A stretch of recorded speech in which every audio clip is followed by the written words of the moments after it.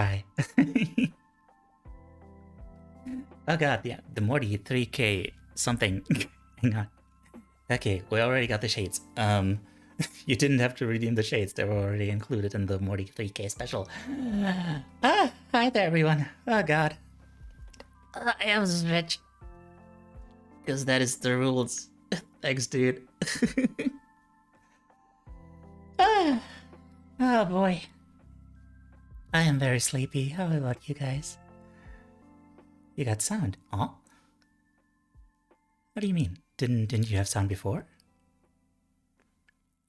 Hi Sentinel. Congrats on being wait, Golan, hi. Hi Golan, congrats on being first. Oh? Did you not hear me? Did you not hear me before? What? Hang on. Do you not hear me? You should hear me. You started Twitch? Okay. Interesting. Ah, okay, it's just from your end, okay. Stream closed captioner. Well, bleh. I should turn that off. Hear me? Okay, hello. Mr. Grimm, hi. Sounds fine? Good. Welcome. Ah, Monty, hi there. Man, how have you guys been? Can't believe it's been almost a month. Like, didn't feel that way. I was talking the entire time, basically. Well, not the entire time. Salty, hi there. I wasn't talking the entire time, just, you know, every once in a while. Hang on, I'm still not done with all the self-promo stuff. Oh, God. How? Give me a second. Just a second. Now, a couple more discords to self-promo in. By the way, Moon, hi there. Pretty good. Tad stressed from school, but okay in general. Yeah, school does that. Alright, and hydrate. That's 2 hydrates now, yeah. Au méthode de frimage. Oomst. Au métal du frimage.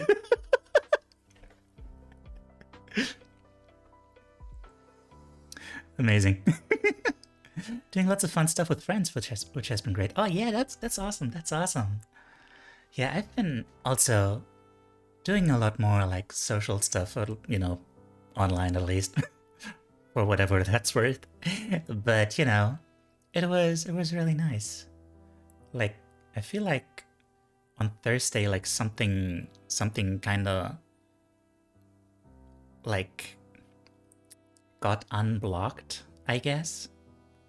You know what? Let's put those glasses back on because they were kind of redeemed earlier, unless the rats come. Yeah, I mean, it depends on the rats, really. You know, there are these kinds of rats and those kind of rats, and you know, not all rats are rats, but some rats are very rats. What was I saying? Right, yeah. Yeah, I had a time. It's a lot. But man, I need to learn to speak again and think and talk. Perhaps even converse. Yes. Ah, God. I hope y'all are having a good time.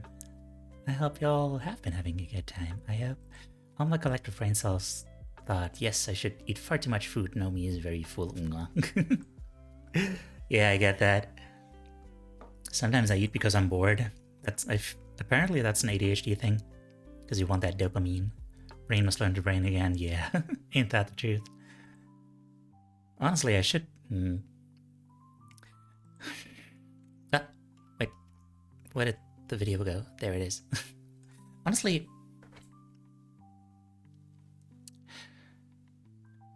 I wish I don't know what to do about like watching videos on stream, you know, in terms of copyright. Like, I made sure that everything I'm showing you today is like Creative Commons, like this music.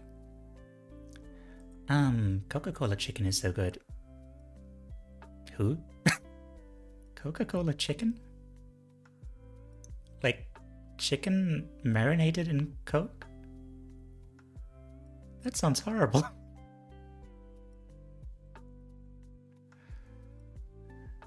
I'm kind of shocked. I'm kind of in shock. Usually videos that aren't big company artist music are fine.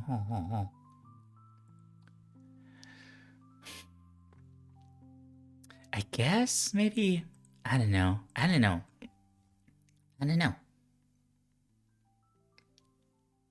Cause I'm thinking gotta try that with my buddy's Benadryl spaghetti Bennett. Hang on, what's Benadryl again? Let me just double check. Oops. What is Benadryl? Is an antihistamine used to relieve symptoms of an allergy, hay fever.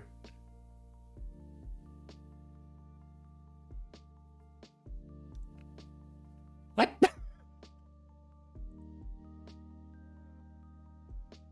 None of these words are in the Bible. Especially not in that order.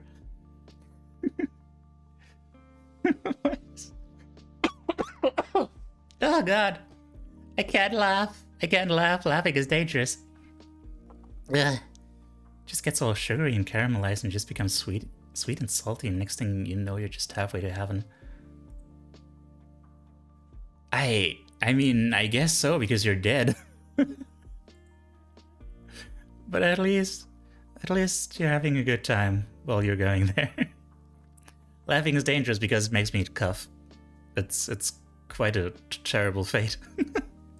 That's like some Greek myth shit. They actually ate it. I have an image of this.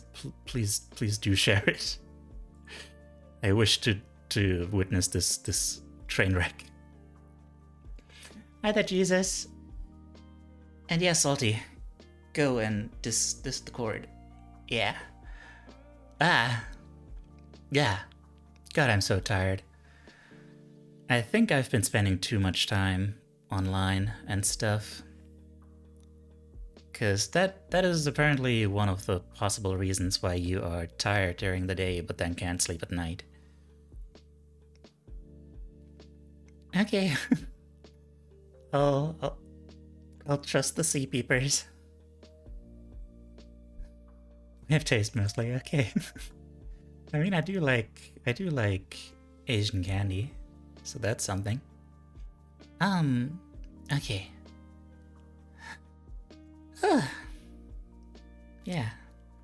By the way, I feel like I should share an image real quick.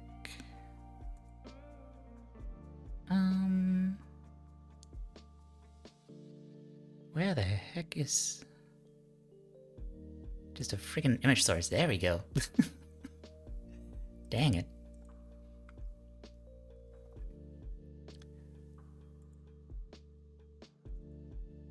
Ooh, whoa.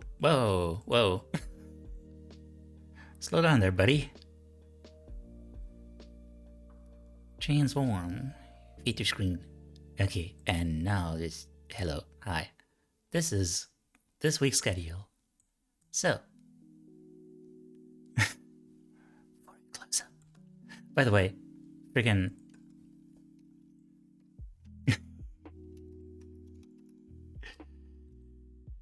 That goat's got a knife! Shout out to Colibri for this amazing artwork. And also for being amazing herself.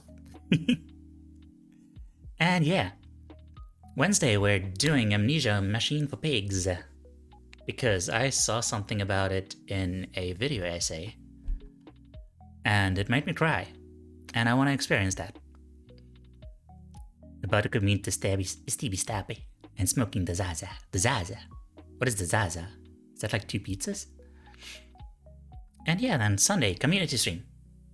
And I'll be preparing some more stuff for the community stream, and then we'll have a movie night. Movie night will be on like 4 hours later, 4 hours after the start of the community stream and stuff. Yeah, poor innocent boy. Oh god, what is it?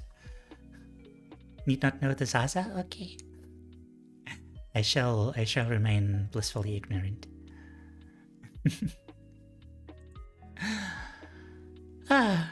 Okay, so for today, I don't think I can read out this stuff as much as I usually do. So what I did is I prepared a what's it called? Friggin' Pomodoro thing. Yeah, so it'll go show remain pure. Yeah, I mean, for a given definition of pure. And yeah, I'll just be a little more quiet than usual, if that's okay. Then, you know, we'll have 5-minute breaks between the 25 minutes of working.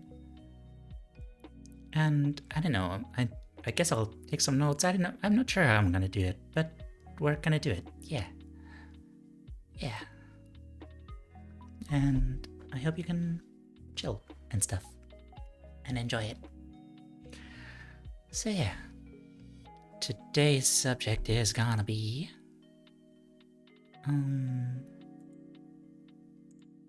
it's gonna be coping skills, because you know, I've been recently having some people come up to me like when they're like in an actual like emotional crisis, and I'm like, man, I don't know how to help you with that. And you know, we need to, one of the first important skills they teach you once you're in therapy, at least if it's worth anything, is to first of all regulate your emotions, you know, to look at what you're feeling, figure out like what is happening. Like you notice first of all your physiological symptoms of emotions, like, you know, when you start like getting stressed and stuff, and you're like tapping your fingers or like your feet and stuff, and you get, you know, or you're getting tense in your back, something like that, you know. And you can use those hints to, like, if you have a hard time identifying exactly what you're feeling, which is a common problem, then yeah, that can give you a good hint as to like how to proceed. And also, you know, when you have a tendency to get like caught in like a spiral and like you slip into these emotions and you have a hard time getting out of them, it's important to learn some way to, you know, keep that in check. And also, hi Unicorn, how you doing?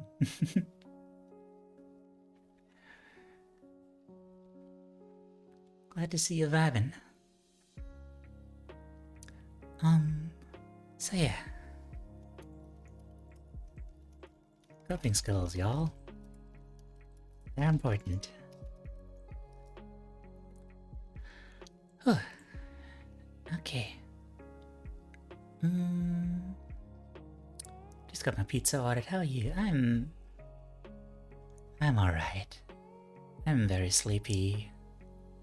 Not too happy about being sleepy. By the way, I should pin a message. My internet is very unstable, so I'm sorry if I just suddenly disappear. Learn coping most joys of days, indeed.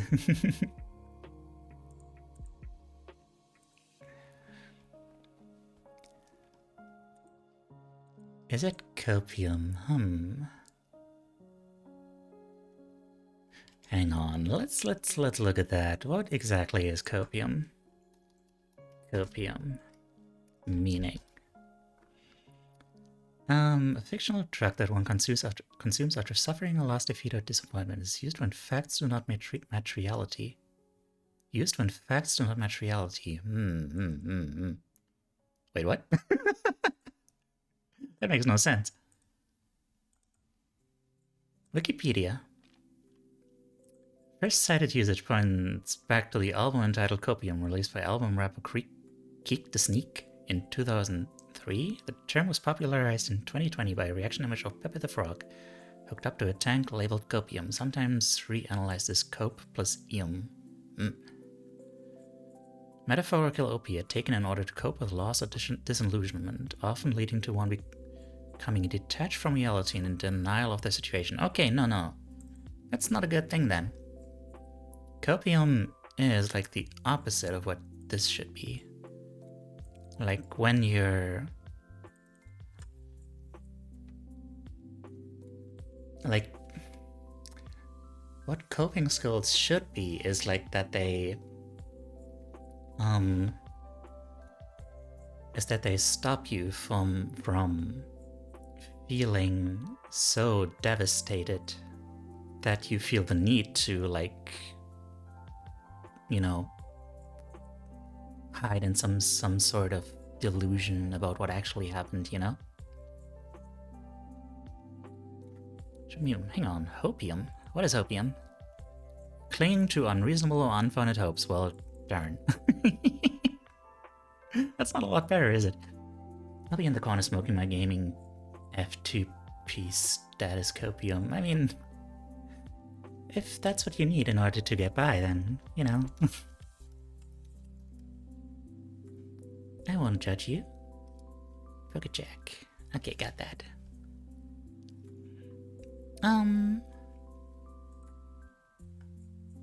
Alright, so we'll not be learning copium, we'll be learning good skills. The good ones.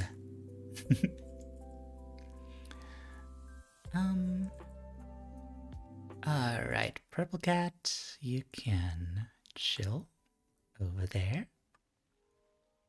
And let's start, let's copium, although people usually just use this as meme status. Yeah, I know.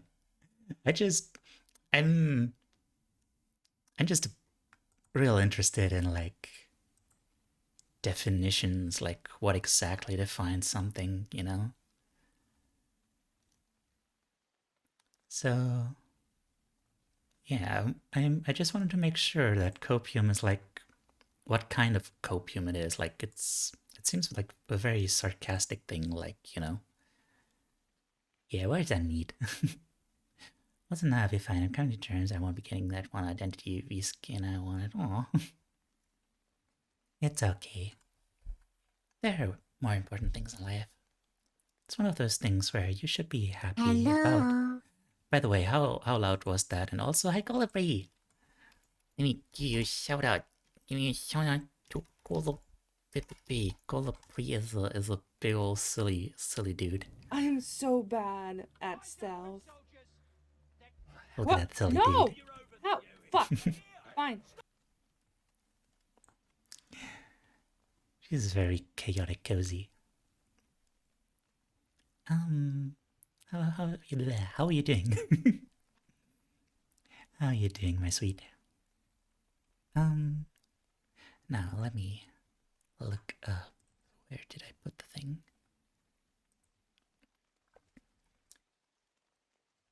Coping skills.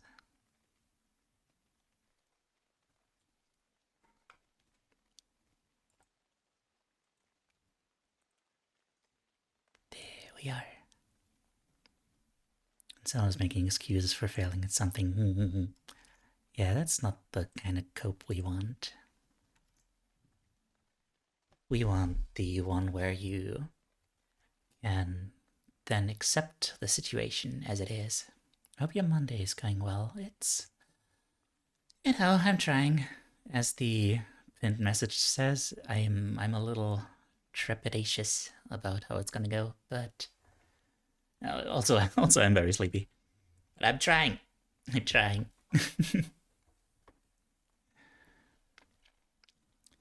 Okay, by the way, I feel like I should still put it in the title.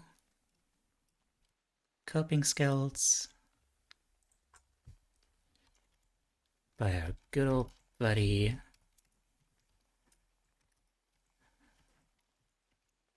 coping skills by Faith G.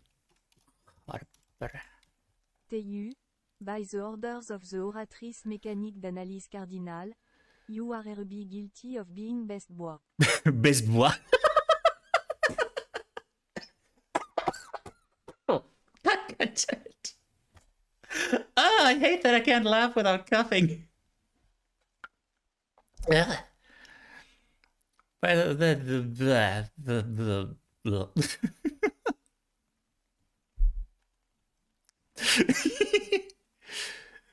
But the orders of the oratrice mécanique d'analyse cardinale, you're very guilty of being best boy.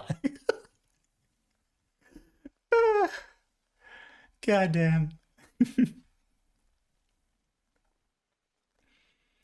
Who knew that Genshin word that is French can be said by a French bot? I know, right? It's like it's French. Did I actually update the thing? Well, now I did. Hey yo.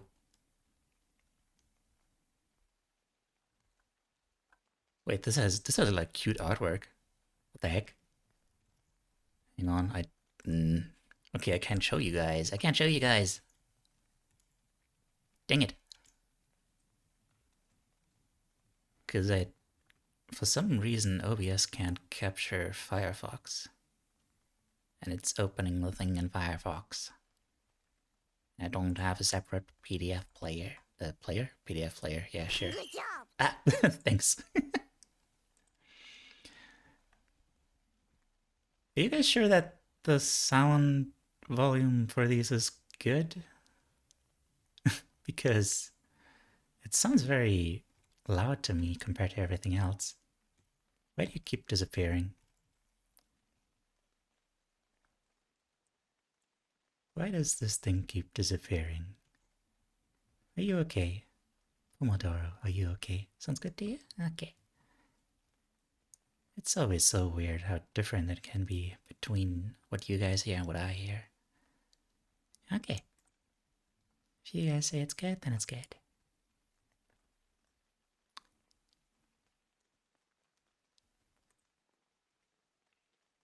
Okay, but seriously, I need to show you guys. This book has like cute illustrations. It has like cute cat girl. Why does it have a cute cat girl? Thanks for that, Pat.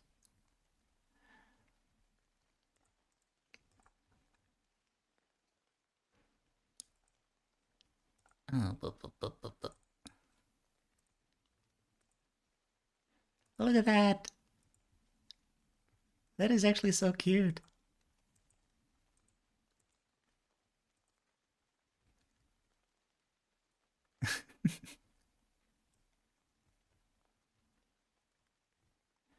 Embrace the cat girl, yes. Hang on. You get in here. I don't know what this means, but we'll find out.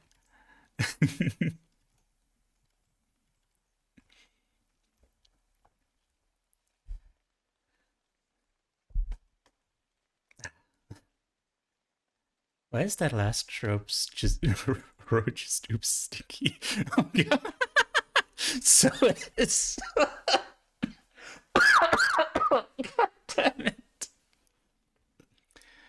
I've embraced my other streamer's acquaintance into becoming a sheep. Now Teiyu shall embrace the cat. Embraced my other streamer acquaintance. I mean, I'll embrace anything if it's cool.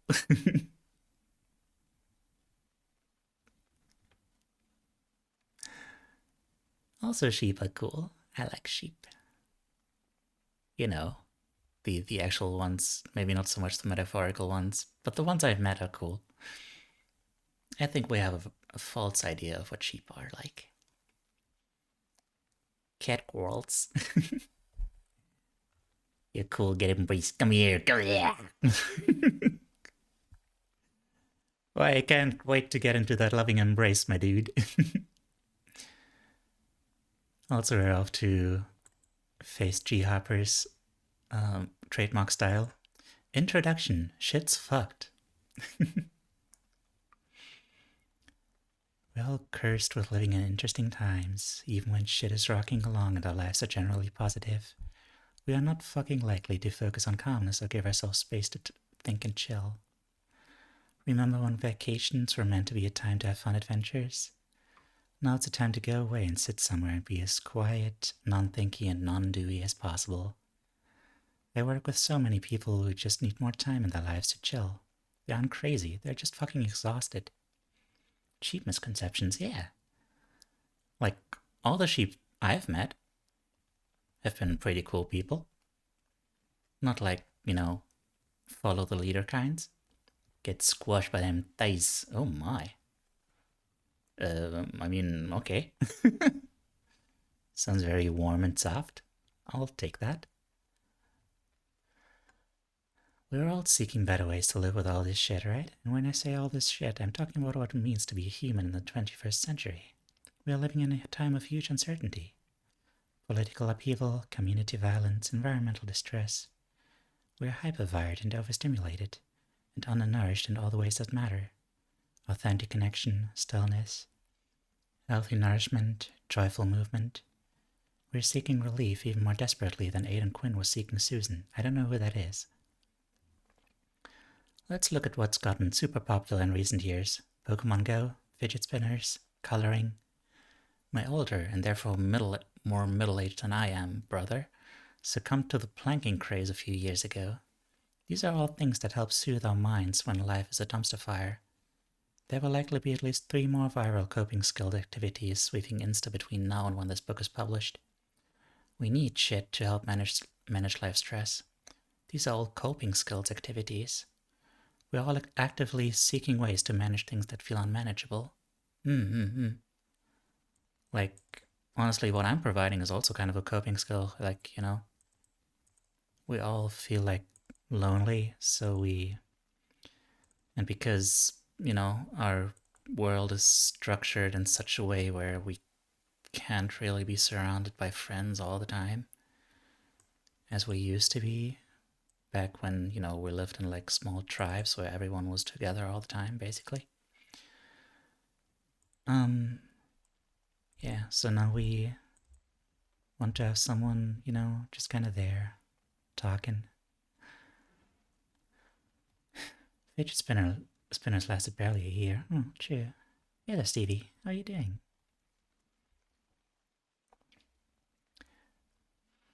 So before we talk about specific types of coping skills and how they work and all that therapist-y bullshit, I want to say a few things as clearly as possible and as loudly as possible for those of y'all hovering around in the back. Open the gate for all men of fidget toys. Oh, really? Needing coping skills is not a sign of weakness or mental illness. It means you're a normal human being, navigating a truly abnormal culture. Lily Tomlin once said, "Reality is the leading cause of stress amongst those in touch with it."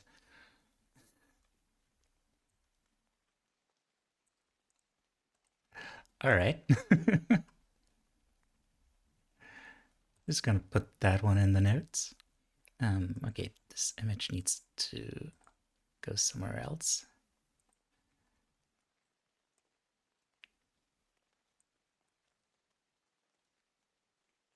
Beep.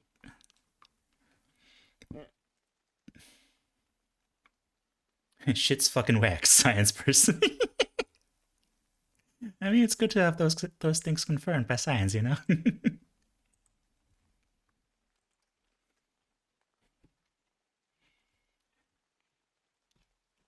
What was their name? Lily Tomlin.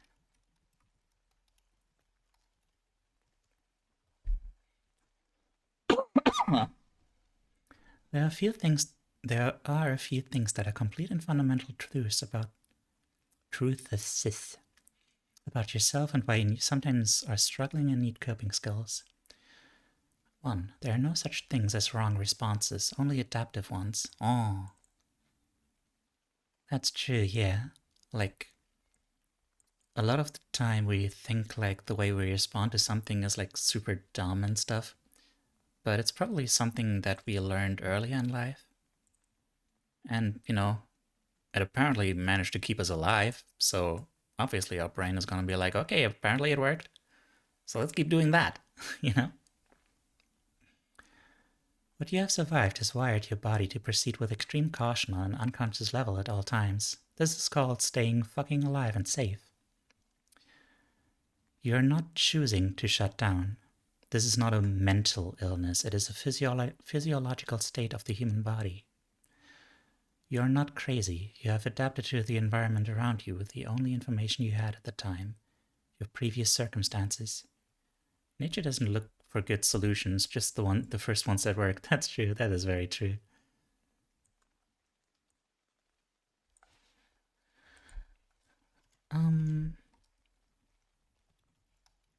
First of all,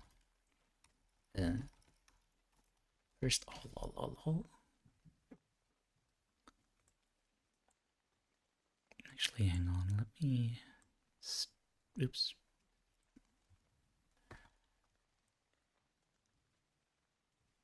Dip.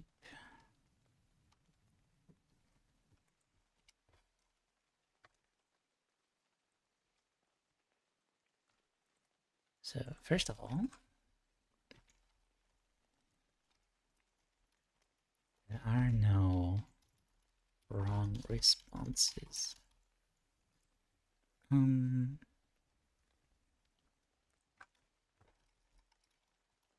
Your brain just gloom. Okay, check. Got that, okay. There are no wrong responses, your brain just...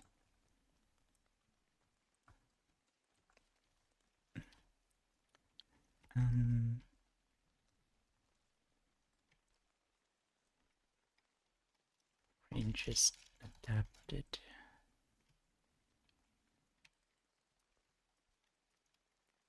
In a way you don't like, basically.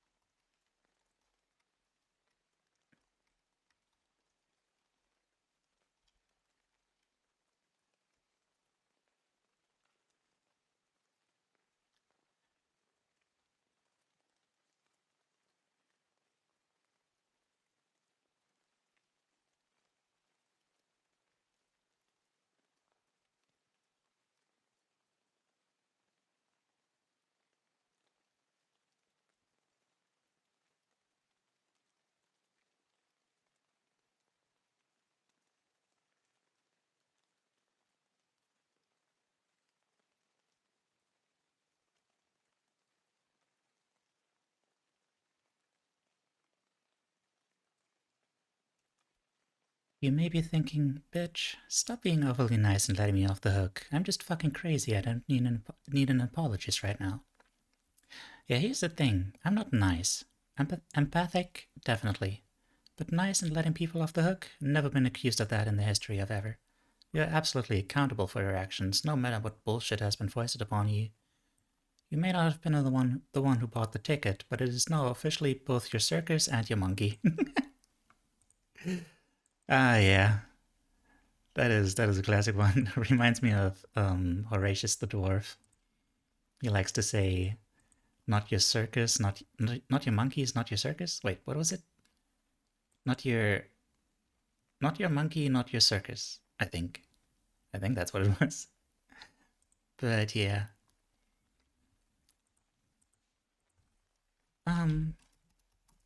You are still, however, accountable for your actions.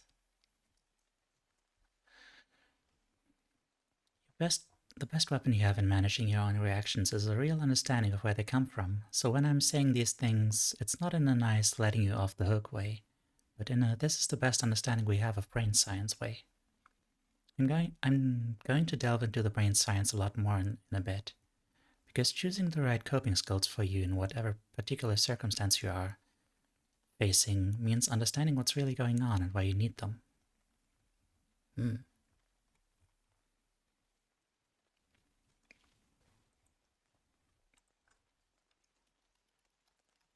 Understanding your reactions just helps understand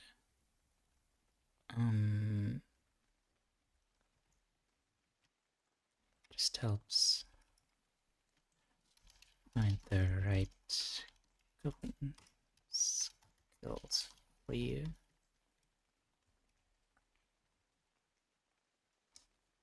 Hey there, Dr. Marmot. How have you been? It's been a long time. So, what exactly do you mean by coping?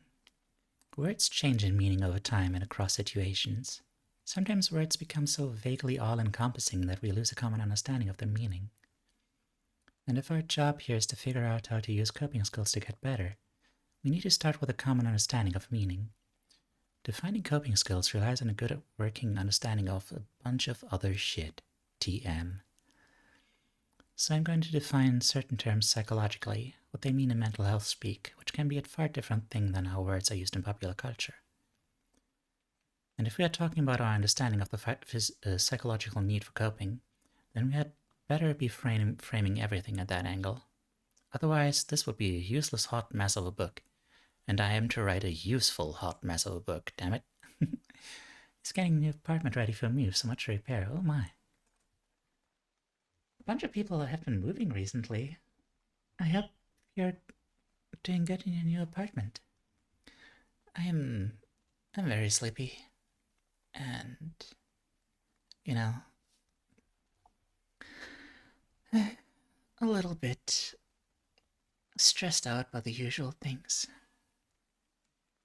But I'm trying. What the hell was that noise? That was a weird noise just now. Also, man, it's cold. But I don't like how it just went from super warm to super cold all of a sudden. Stress and distress. The term stress has lost all logical meaning, hasn't it? Everything is considered stressful nowadays. And it's entirely probable that everything is fucking stressful nowadays. But in a clinical sense, stress refers to any event that requires an output of resources. Any event that requires an output of resources. Oh. Yeah. All we gotta do is try, like the cat poster says, hang in there. True.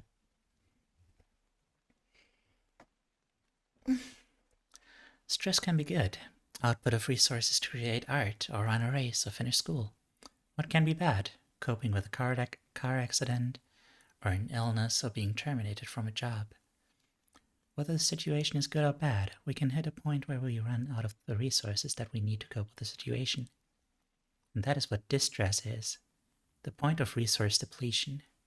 The point where we need support. Whether you are suffering enormous amounts of emotional pain over a mismatch between your gender and your birth assignment, or whether you're simply aware that of this mismatch, and that there are things that can be done to bring you into alignment, you could be said to be experiencing psychological distress. You've hit a point where you need resources. It isn't something you can do on your own. It isn't a term that identifies someone as tragically fucked up. It's a clinical term that we understand to mean this person needs some help.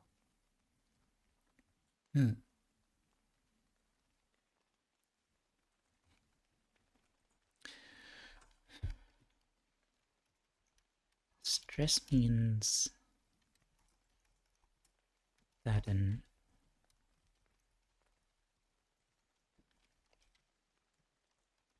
output of resources occurs. Distress. Bad stress. Is the depletion of resources.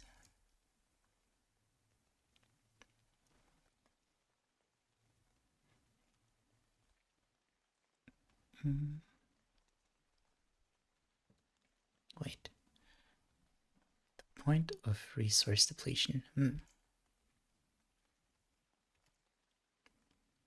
Yeah, like use stress, the good stress, actually brings in more energy. That is something that's really hard to grasp when you feel constantly exhausted. The fact that you can actually gain more energy by doing things. It's so easy to forget. Psychologically, triggers are events, sensations, images, memories, etc. that facilitate the re-experiencing of any event that overwhelmed our ability to cope. For those of you playing the home game, yes, that is a quick and dirty definition of trauma.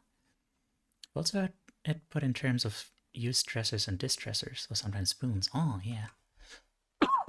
God damn it. I should probably read less, you know, out loud.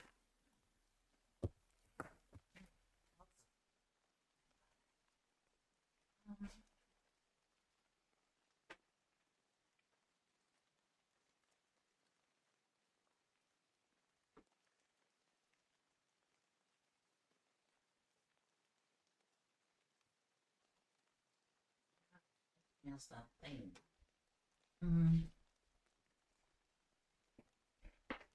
Where is my warm bathrobe? Ah, okay, you know what? We're almost at the break point. Re-experiencing is the big word here. If you have an unresolved trauma, your brain is wired to literally relive that trauma in order to protect you in the present once something cues up that traumatic memory. I realize that makes no pragmatic sense. That's what makes brains assholes. There's so many typos in this thing. Okay, salt water helps with coughing. That's true, yeah. I'll just take lozenge. So to hydrate. Give me a sec, I'll go look for my... What's it called? Bathrobe. Yeah, that thing. Hi Zen, hi there. Let me give you a shout out. For boop boop boop. Banana. Banana. Okay, I'll just die. play. What? I don't even know where I'm going. Nope. I haven't done this course. Oh, okay. I'm stupid. Okay. Okay. I don't know where I am. I am. All that I know is banana. Truly. Oh. I got the music set. Nyom. I'm bad at this. I haven't practiced this. I haven't practiced. I haven't practiced this course. That sounds so great, I know. Okay. I goofed. Banana. What? No, I'm bad at the tech. What the fuck am I doing wrong? No, don't watch this gameplay. It's bad. Flip it. Flip it, chat. No, no, no. Oh, shit. He had OBS open.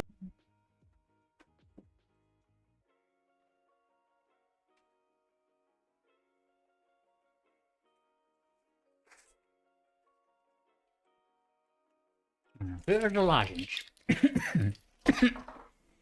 Ugh.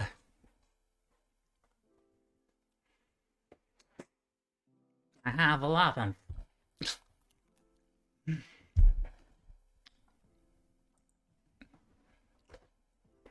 Well, I didn't see anything. I was busy getting a lozenge. So, you're welcome.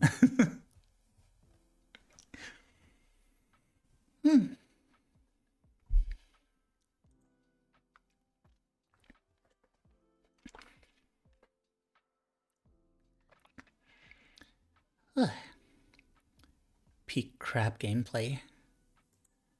Hang on, how do I rewatch the clip? There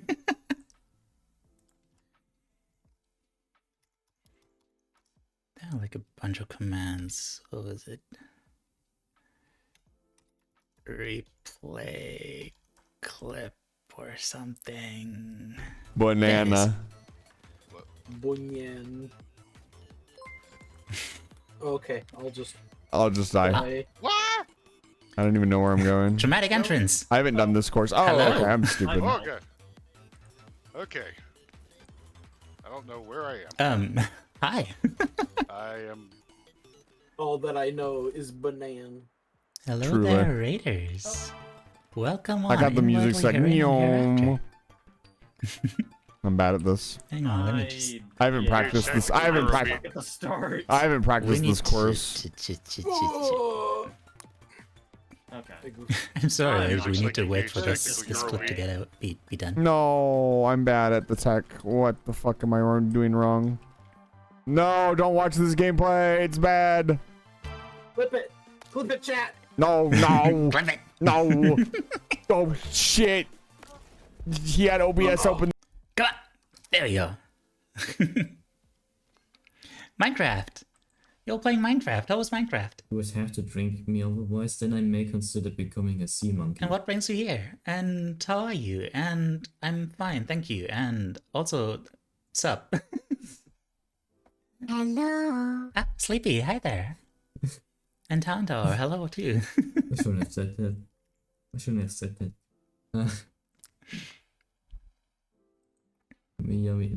Okay, no. For everyone who doesn't know, Delete that. Hello. hello.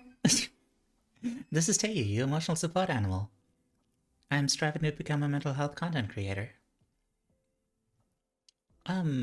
Yeah. Hi.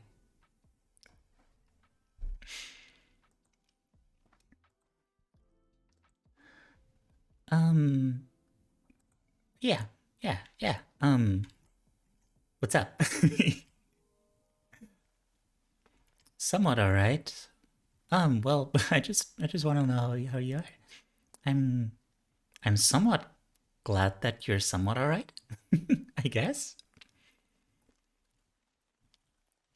If you're only somewhat alright, I hope, I hope your stream went well anyway, I hope it wasn't the reason that you're only somewhat alright.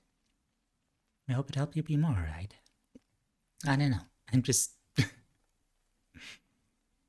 trying to say things. Yeah, thank you so much for the raid. Please, yeah, take care of yourself. If you had a long stream, grab something nice to drink. Get some rest. Just got kind of tired, yeah. It's been that season. The season for being tired. No worries.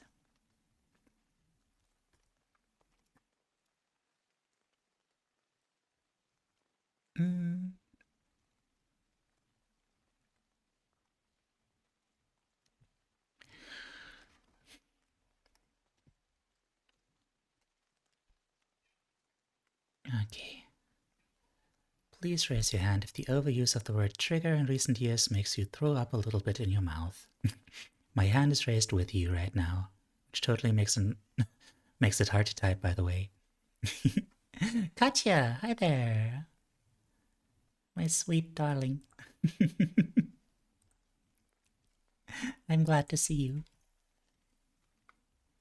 How are you? How have you been? Yeah, it's been a long time. I'm sorry. Being triggered does not mean being upset or disliking something or perceiving something or someone as challenging any more than someone disagreeing with you means you're being bullied. Being triggered means you're literally reliving a traumatic event in your body and mind and are not functioning in the present moment or dealing with your present experience.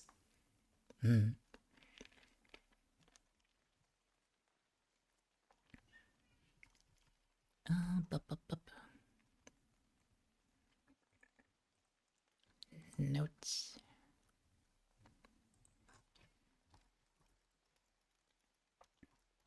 Trigger. is any stimulus that makes you surviving? Aw, that doesn't sound terribly good. Is there anything I can help you with? Is any stimulus that makes you... hang on. Facilitate the re-experience of any event that overwhelmed our ability to cope. If you have an unresolved trauma, your brain's wired to literally relive that trauma in order to protect you in the present once something cues up that traumatic memory. Unless you can give me privacy again, and probably not. Oh dear. I see. I'm sorry about that.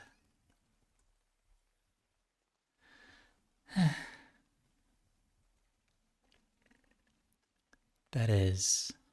not having any privacy is pretty horrible, because it means you can't even, like, really recover from the stuff that stresses you. But hopefully you can find some way to, like, you know, to still make a space for yourself where you can do that.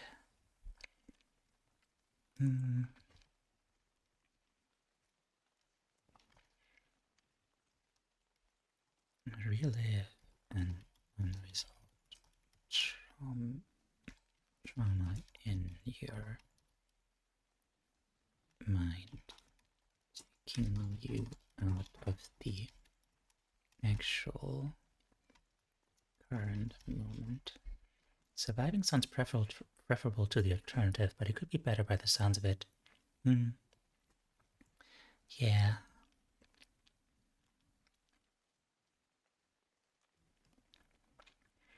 Coping skills. One of those phrases that we use all the time and have a general idea of what it means, but maybe couldn't define coherently if pressed to do so.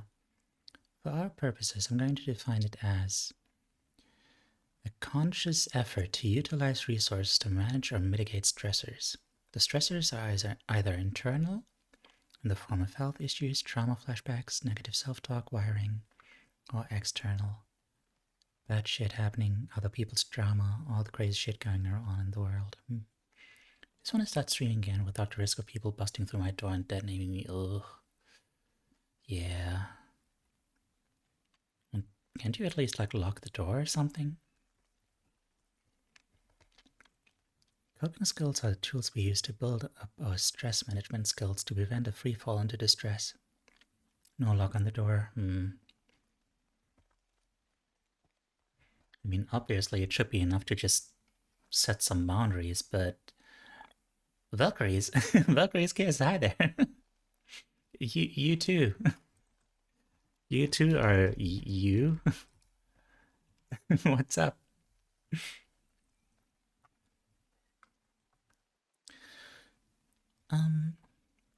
Coping skills are the tools we...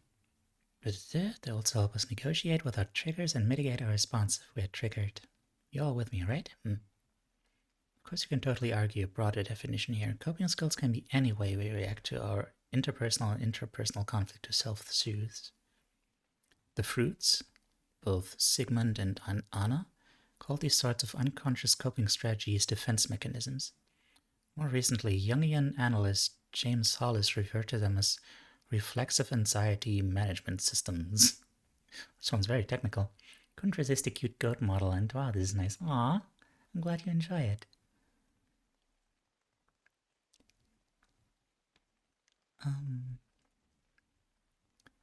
We need to frame coping skills in a more conscious and proactive way. The history of mental health treatment is replete with warnings that if we don't cope with stressors in conscious and productive ways, our brains will create coping skills for us. I too see you. How lovely to feel seen.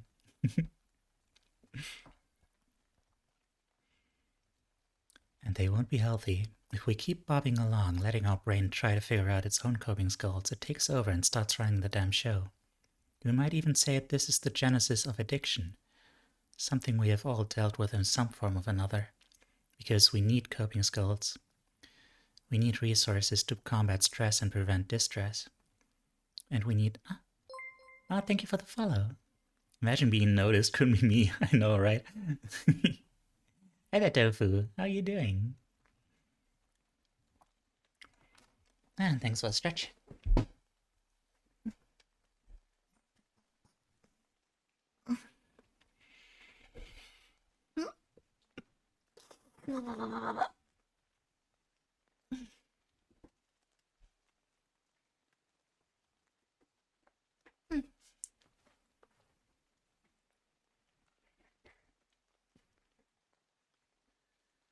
I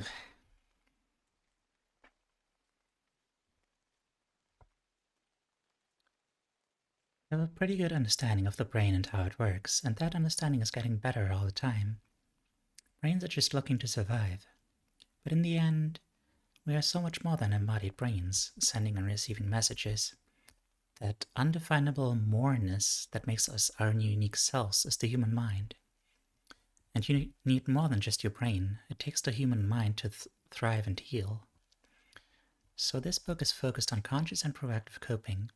It's about being mind-focused instead of brain-focused, and centered on how we use coping skills to take our power back in incredibly demanding, frustrating situations. Very EP, so I'm gonna go to sleep now. Have a good rest. Thank you for dropping by. I can speak with my mouth.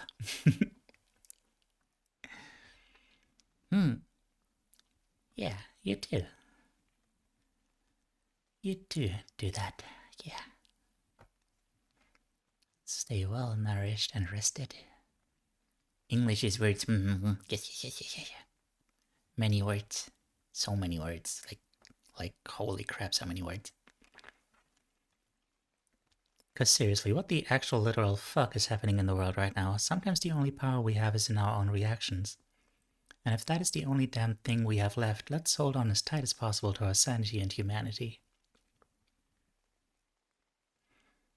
And hey, another note. What about all the stupid shit that gets under our skin?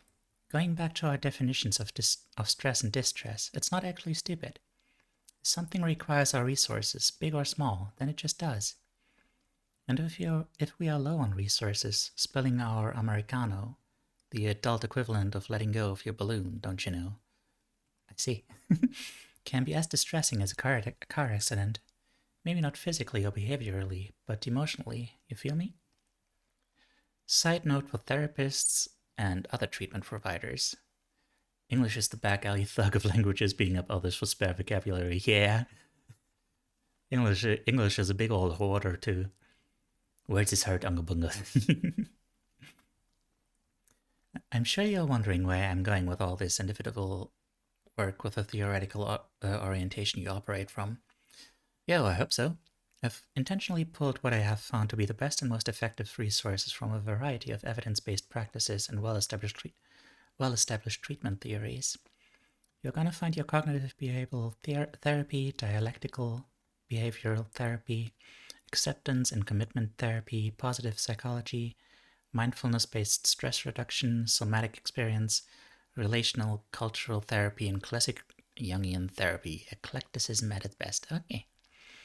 Let's take some notes on the coping skills.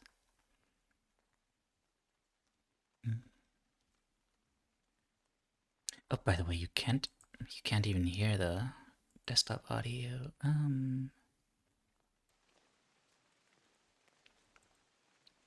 Is this good? Oh, god damn it. Can you hear the rain?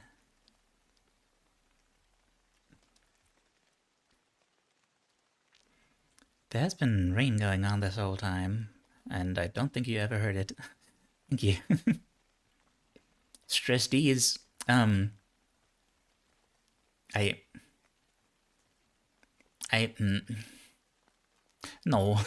I won't. But thanks for the offer. Thanks, Tofu.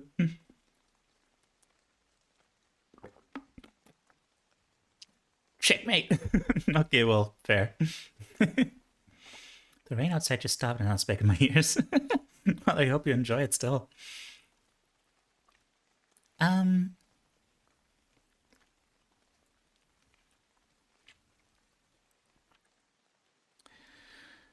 Okay. Do.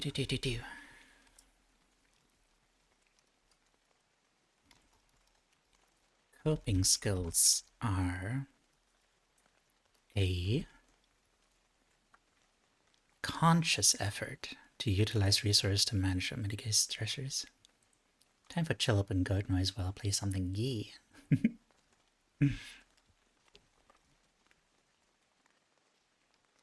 Coping skills are a conscious effort to use some kind of resource to manage stressors.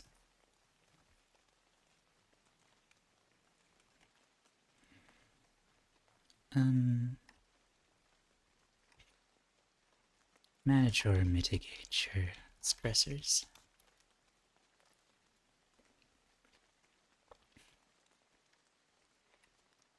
Stressors can be external or internal. Bunnelby. Got that?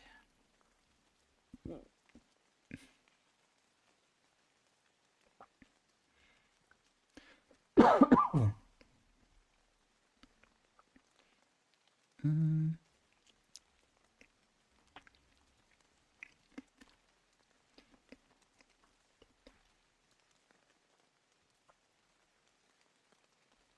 Broadly speaking, even something like watching streams, well, okay. Broadly speaking, hang on, let me make sure they're not any way react on personal. Oh.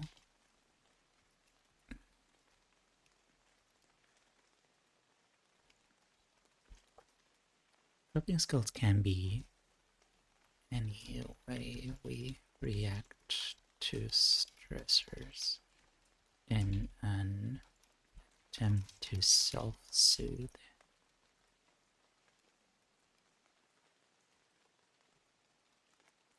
Like watching streams, for example. But we need to look at it more proactively. If you don't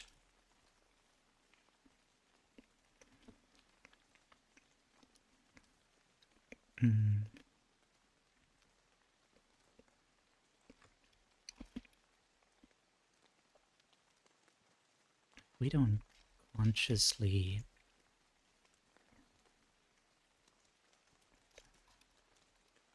and productively deal with most stressors, our brains will do it for us, and it'll take whatever garbage strategy first happens to do the trick. That's how addictions start.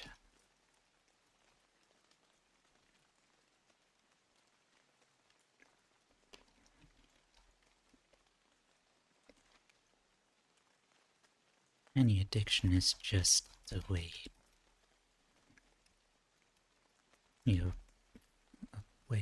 for your brain to self-soothe.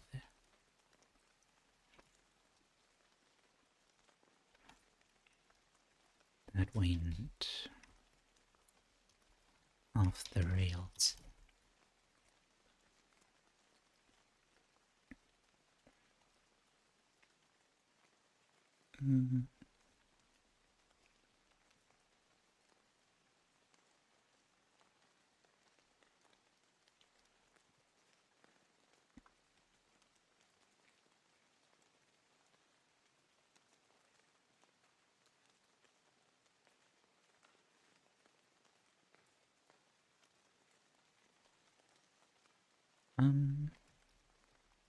We'll try to move away from thinking of ourselves as brains.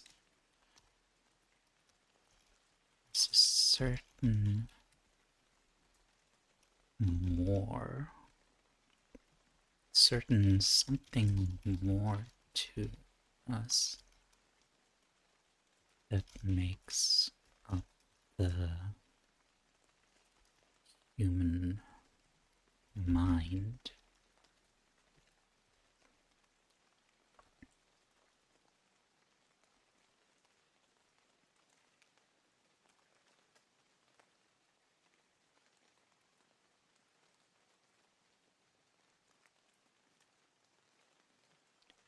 I assume that that's going to be important, the way she stresses it.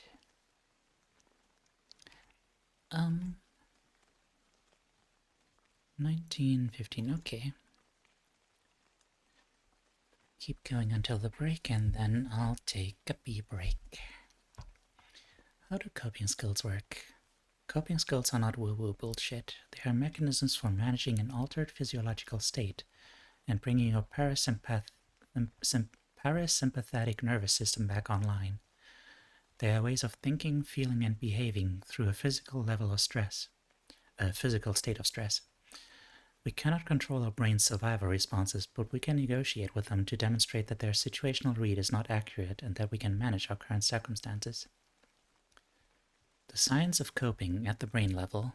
Content warning, nerdy shit. First of all, junior high science flashback. Nerves are cells that have special communication functions.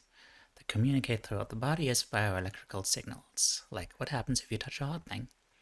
The nerves in your hands send a message, ow, to your brain, which then sends a message back saying, well, put it down then. That's the literal meaning of drop it like it's hot, god damn it.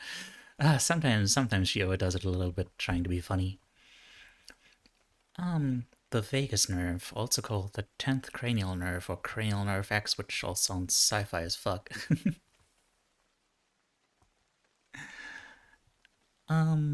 Is the longest, weirdest, and most complex of the 12 pairs of cranial nerves. The name itself, vagus, comes from a Latin word for wandering, because this nerve wanders all around the damn body, sending information to the organs and tissues. It wouldn't be irrational to say that this particular nerve is an information superhighway.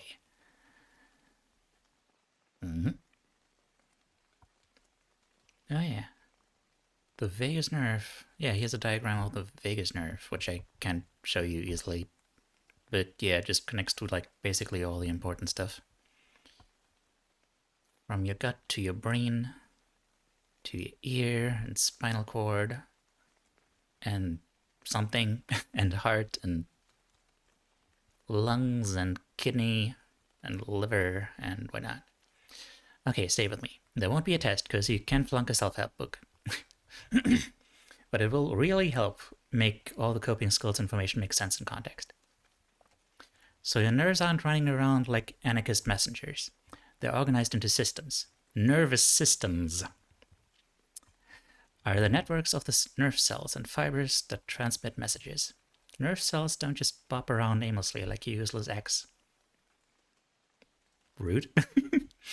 They are organized into systems that make the messages transmit more efficiently, so that you will indeed drop it like it's hot when need be.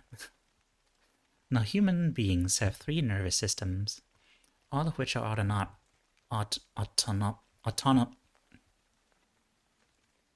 All of which are autonomic.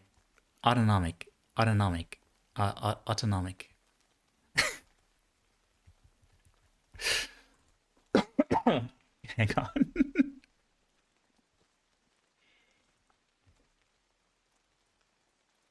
Pronunciation. Autonomic. Book reads like half an exasperated academic stream of consciousness if contained to a single topic. Yeah.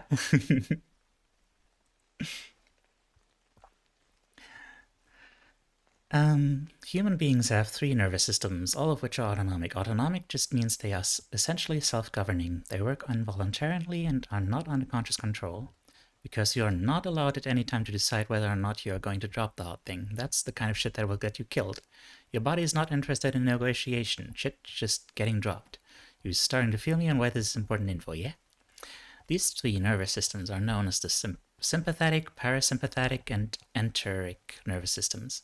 Well, again, no test on this, but it's important to understand how they work in relation to each other, because pretty recent research has found that these three nervous systems work in a ranked order, a hierarchy. This research led a dude named Stephen Porges to develop what he terms polyvagal theory. And this is immensely critical to our understanding of how our stress response turns off and on, and how coping skills mitigate that response.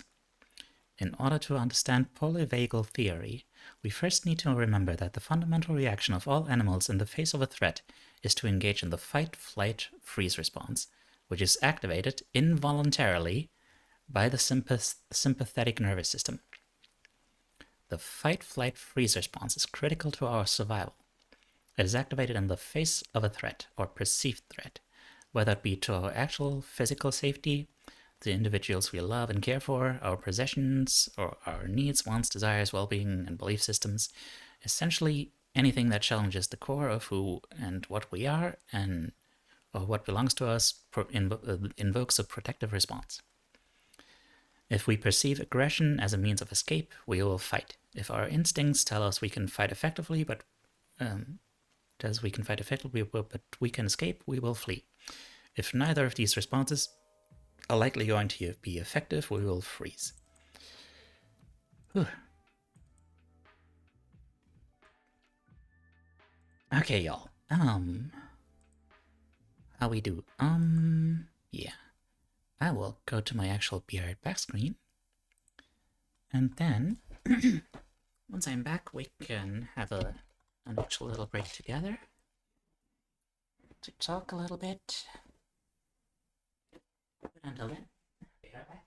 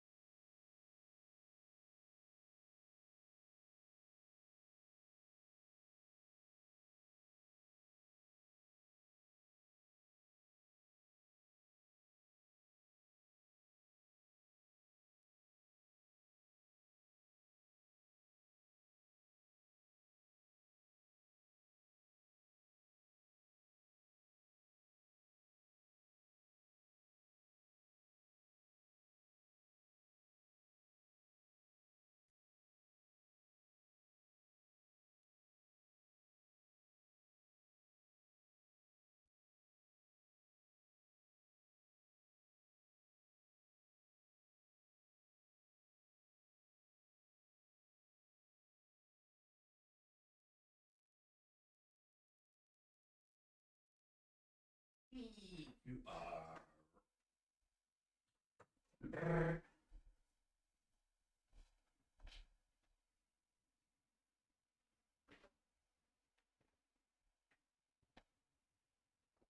Oh. Gruzzle. Wait, I have that. Yeah. Huh. Yeah, the world is wide and beautiful. You always learn something new. Boop. Wait. Dang it. Where was the clip reel? Was there not a clip reel? Dang it. Why is everything break? Risk 10 degrees Celsius, yeah. It's basically the same year.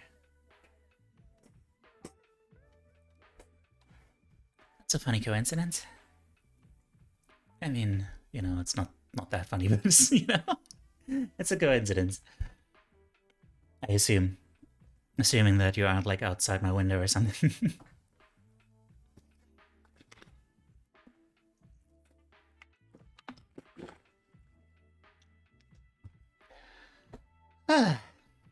God damn, I'm tired. But we're gonna persevere. We're gonna persevere. There will be much perseverance. In my walls? Okay, well that's... Huh. I mean, it's your own fault if you want to deal with that brittle stuff. I guess that would be... I guess brittle rock would be advantageous if you're inside of it, probably. I don't know, how does being inside someone's wall work? Or maybe it's not like... I don't know, does it mean like you're some kind of like stone walker? What does it mean like there's a little space between the walls that you kind of squeeze in between, like a snake? I was never entirely sure on that.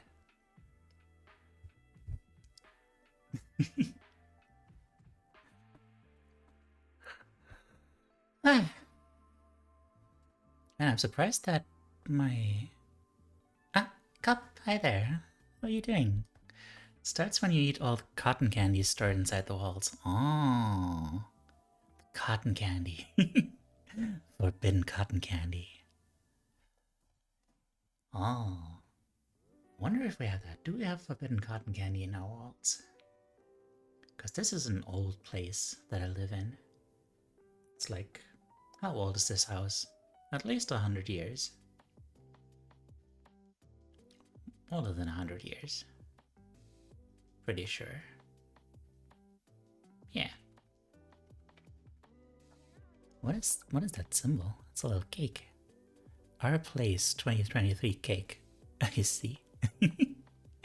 A lot of housing in the US is timber framed with panels of sheetrock and fiberglass and space in between. Oh. I see. Is it free? I mean, it came with your house. I don't know if that counts as free.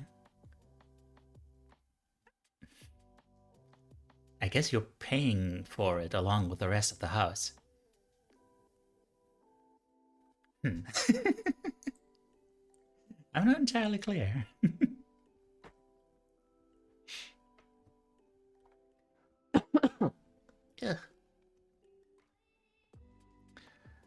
But I don't like coughing. Hot take, I know.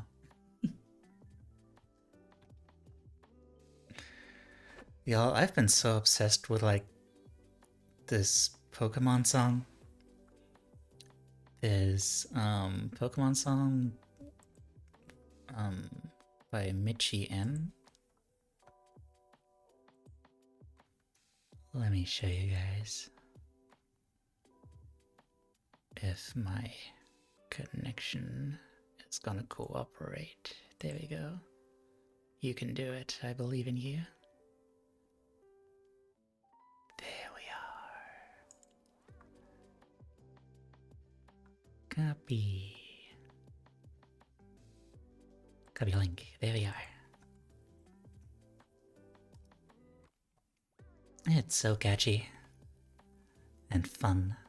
I like fun music. It's just straight up, you know. There's surprisingly little music that is just straight up energetic and just I don't know, fun, I guess. I don't know. Well, break's over. Whew.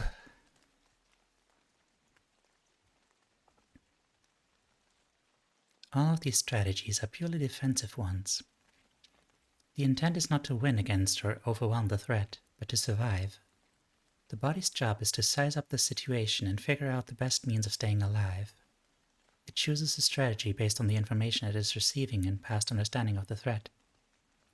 We may move back and forth between strategies as we take in information and gauge our effectiveness at managing the perceived imminent threat. All three responses are part of our defensive survival instincts.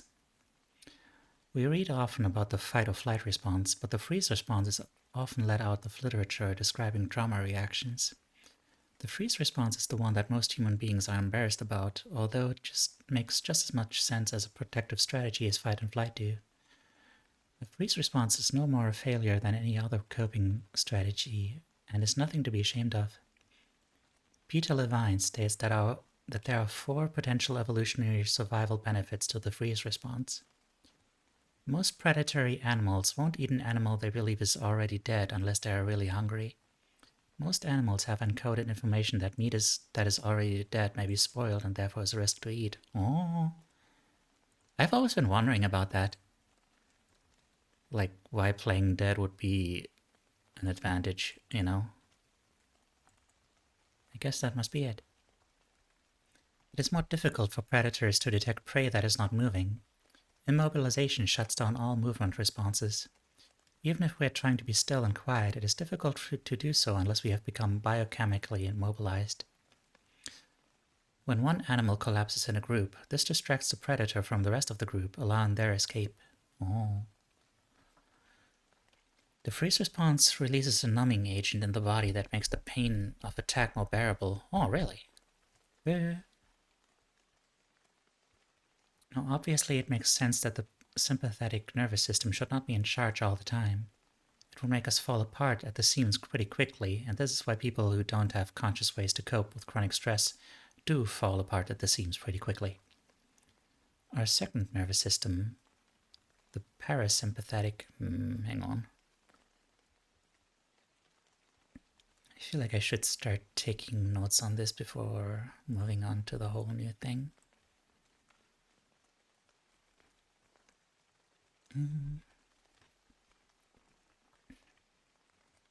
Okay. The vagus nerve.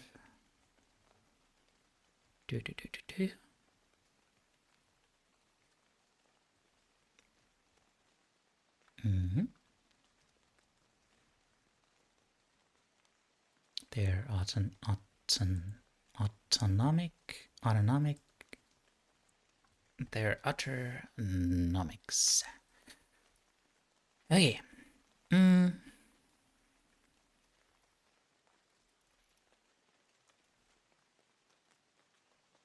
Our nerves are organized into systems.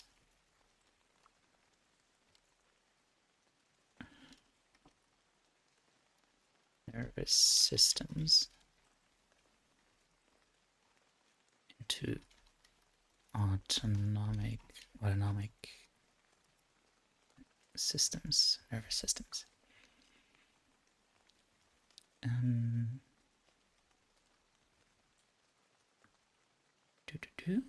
What happens in Vegas gets sent to the brain for processing. Indeed.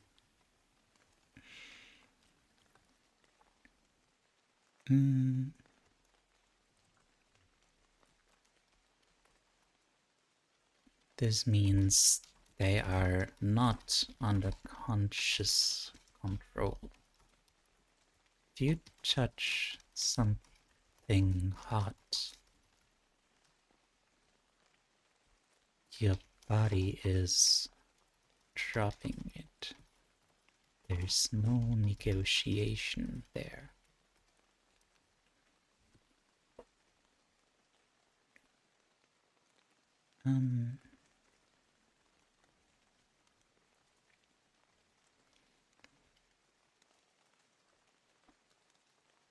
There's 3 nervous systems that are organized in a hierarchy.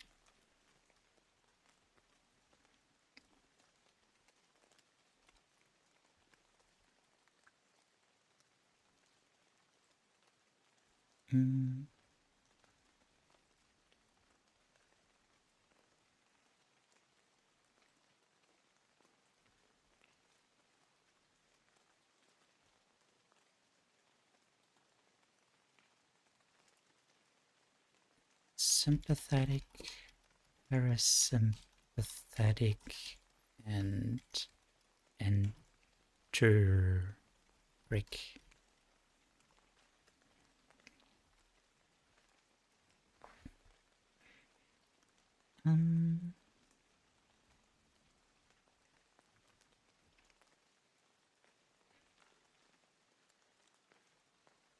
Sympathetic system.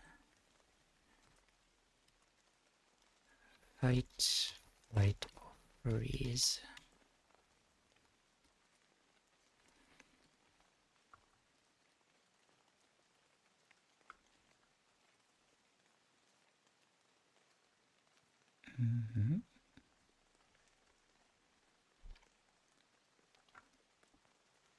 Any kind of perceived threat triggers a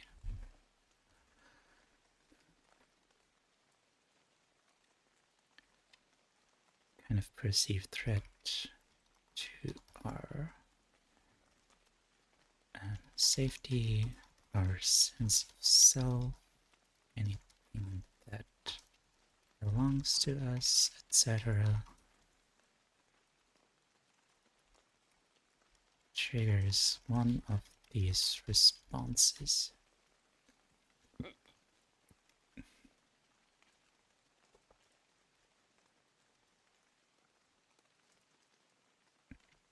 If we think we can win, we fight.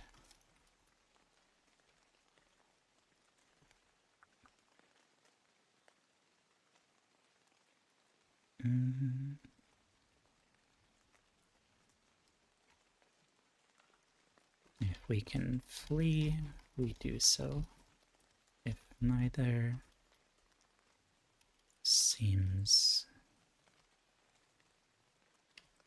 plausible, we freeze.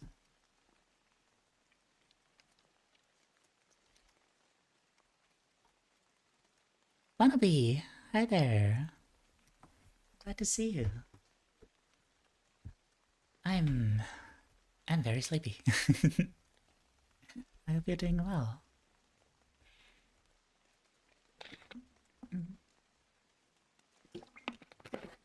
Thanks for the hydrate. Someone not followed, which is a crime. Well, I forgive you. Thank you for the follow. You know what's great for feeling sleepy? Oh god. Okay.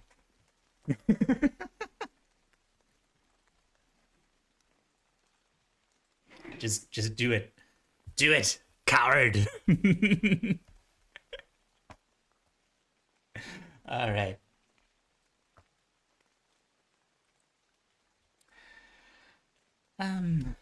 Let's give a shout out to Stevie since I didn't do so earlier.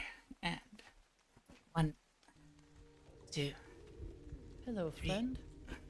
4, 5, You will share a wiener with me? 6, 7, Happiness. 8. No, 9, no, I wanted the wiener! 10, 11, 12, 13, 14, 15, 16, 17, 18, 19, the paralysis demon that wants to be my coach. There's a Garbodor in chat.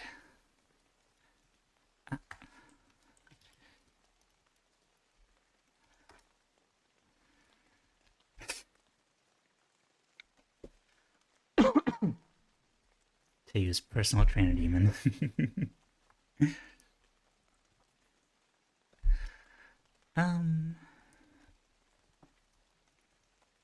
We are often most ashamed of Teiyu about his progress. Oh god. My progress has, as so often, kind of died in the middle of, you know, me being sick for like almost a month. It hasn't been as detrimental as it could have been. Didn't mean to derail. No, it's fine, it's fine. Like, I think I've been doing a little better than usual at not letting myself, like, fall too deeply into just my old habits and stuff. But yeah. I really need to get my sleeping schedule back in order. Yeah, the sick has mostly subsided, but I'm still coughing a bunch, mostly when I'm laughing. Yeah. Yeah, the reading does seem to work out pretty okay still.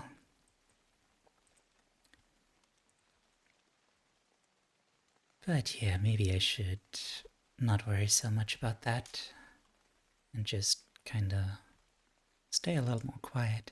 I don't know. I don't know. I don't know.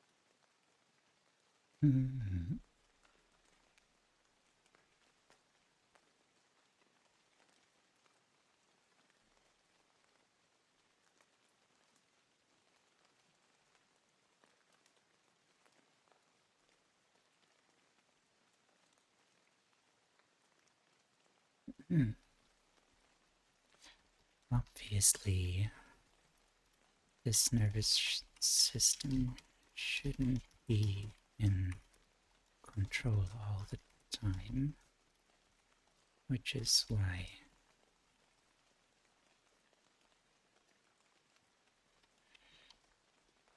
people who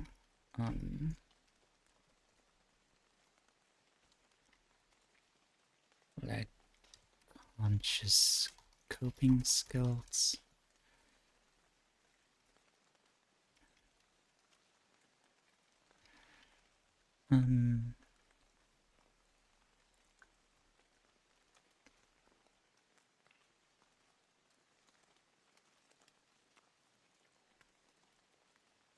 tend to fall apart at the seams real quick.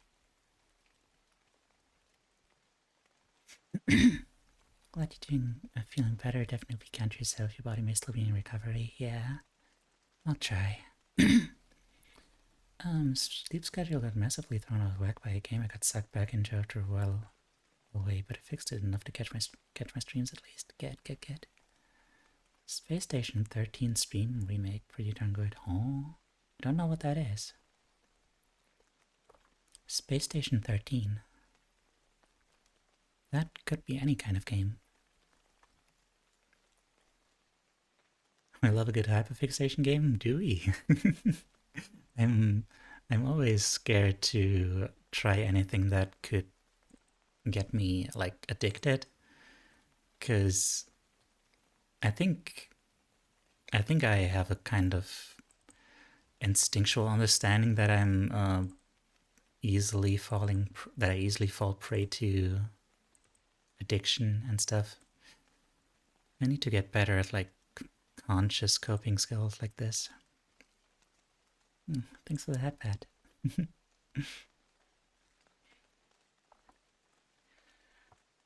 Our second nervous system, the parasympathetic nervous system, is the one associated with social relationships and bonding. We're pack animals. We need to connect to other beings for long-term survival, not just for mating season, and be able to navigate the world without feeling batshit crazy and threatened by our surroundings all the time. Being relaxed and alert is how we best engage with the world around us. This means that when the parasympathetic nervous system is in charge, we are able to connect and communicate and form social relationships because we feel safe to do so. When Portuguese said these systems are hierarchical? Hang on. Hierarchical pronunciation. Hierarchical. Hierarchical? Why are you turning it into like 5 syllables? Hierarchical. Anyway.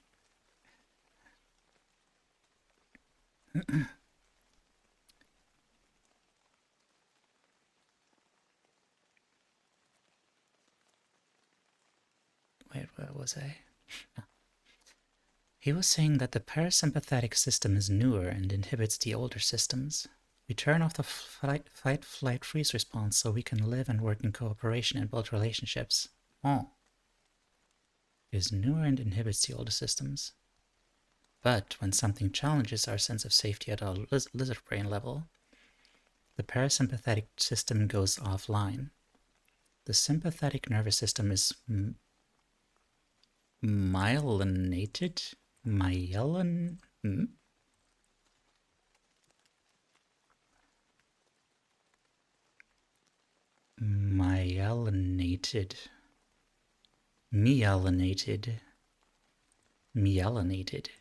The sympathetic nervous system is myelinated. Like myelin sheathing? I guess? Well, the parasympathetic nervous system is not. I know with the science textbook words, but this is an actually important point.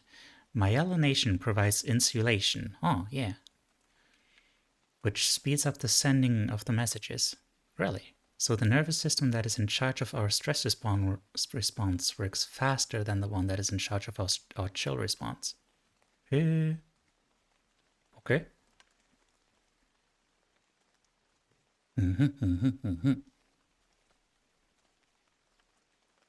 Both systems operate involuntarily, and the sympathetic nervous system has to be turned off for the parasympathetic nervous system to work, meaning it has to determine that there is no stress or threat that you are allowed to go about your day.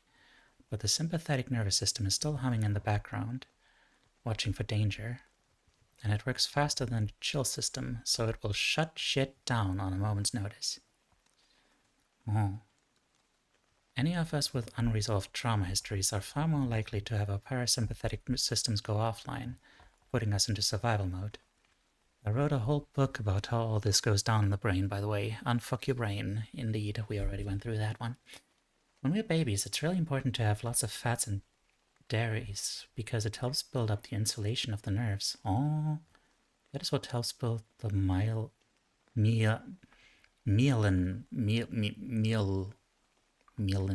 hang on.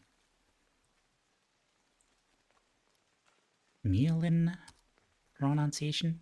Myelin, okay. Myelin. So it's myelin, but it's myelin. What was the word? Myelinated. Myelination. Or it's myelination? I don't know. When I heard survival mode, my brain went into Minecraft for a second.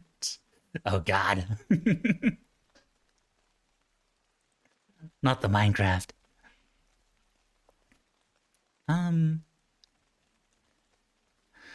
Good coping skills help us manage circumstances without the sympathetic nervous system going into overdrive.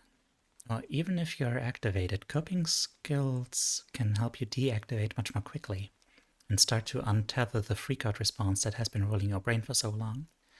Simply put, good coping skills help keep the parasympathetic nervous system online so you can stay calm and connected. Calm and connected, interesting. Or they help us manage our sympathetic nervous system activation far more effectively, while getting it turned back off again as soon as possible. Okay.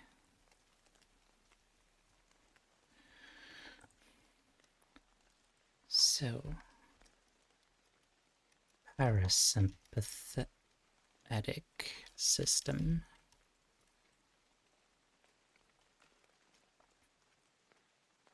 A newer system that inhibits our other survival-focused systems so we can chill and live in harmony with others.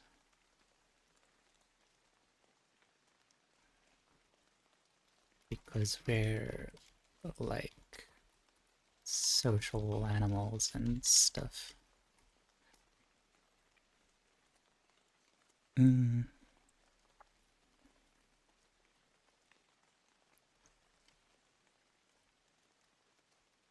While it inhibits the older systems, it's lower in the hierarchy. The sympathetic system works faster, and if it senses a threat, it will shut down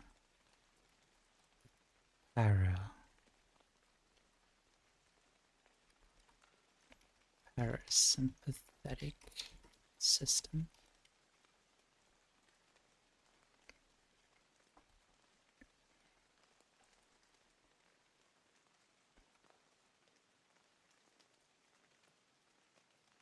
Coping skills can help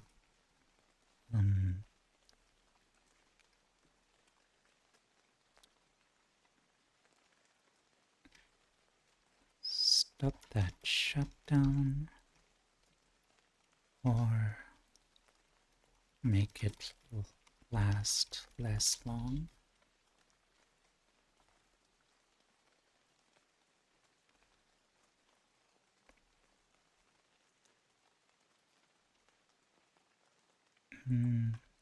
Addition.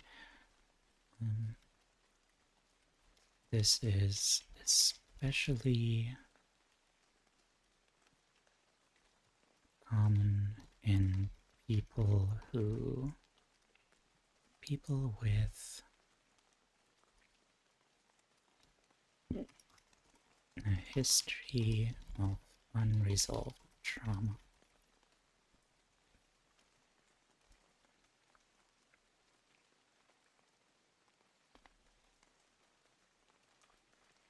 So I said it once, and I really think it merits saying again. These are the facts. There is no such thing as wrong responses, only adaptive ones. What you have survived has wired your body to proceed with extreme caution on an unconscious level at all times. This is called staying alive and safe. You're not choosing to shut down. This is not a mental illness, it is a physiological state of the human body. You're not crazy, you have adapted to the environment around you with the only information you had at the time, your previous circumstances. And it's not as important to this conversation, but in order to not leave you hanging, the third nervous system, as mentioned, is the enteric nervous system, and it resides in the gastrointestinal tract. It receives feedback from the other to systems, but is also able to operate independently of them, as noted in individuals who have severe severed vagus nerves. It is the reason the stomach is called the second brain. Curious as shit, right? I will go into far more detail on that in an upcoming book, so keep that on your pause for now. Okay. Ralts, there's a Ralts in chat. Everyone who is into that, take note. Ah. And there's a break.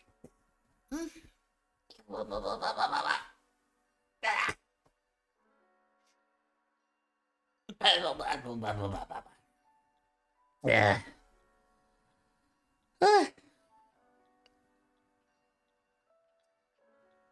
Good. I want to sleep. Sleepy boy. Lapin! Hi there! How is my special boy? How the hell are you?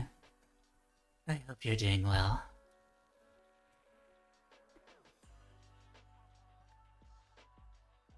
Hi.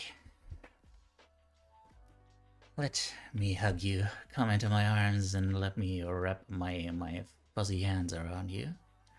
These fuzzy mitts that I can't raise because I need to raise funds for... Well, I don't need to raise funds. I need to ask the government if I can use my funds and stuff. I missed you too. Yeah. Good.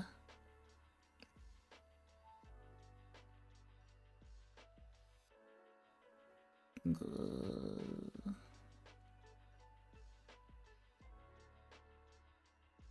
I don't know how long I'm gonna go for today. Maybe just like 3 hours.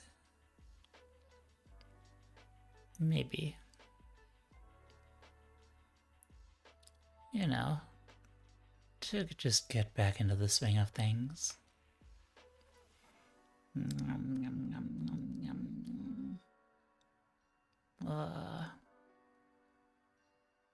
God, I want to sleep.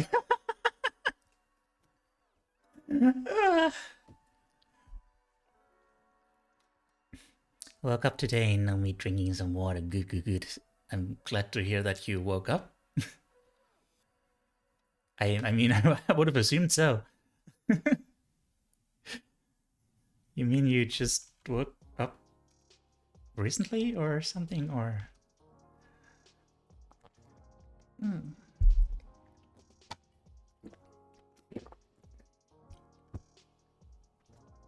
Drinking is good. Water and nutrients. Water and nutrients. Nutrients swim in water. They enjoy the sensation of swimming in water because it makes them feel less heavy. I slept through most of the day and night. Well. I hope that's good. I guess you maybe needed that, but if that's very common for you, then I'm a little concerned.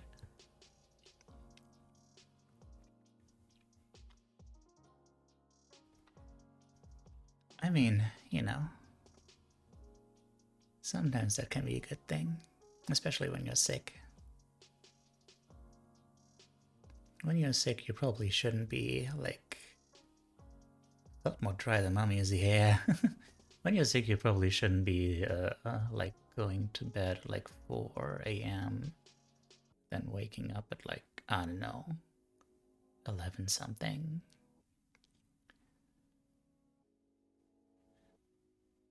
I mean, I tried to go to sleep earlier, but I just couldn't sleep. And that is my story. It's not a very good story, but it's my story, and it belongs to me. But now it belongs to all of us.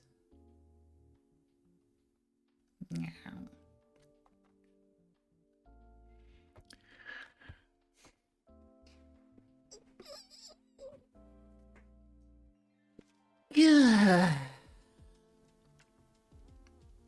poopy butts.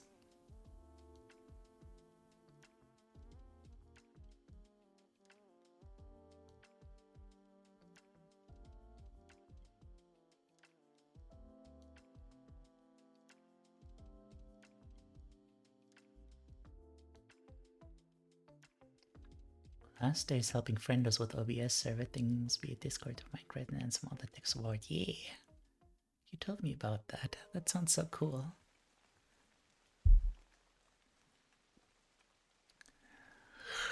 All right, more reading. I am awake and alert. Yeah.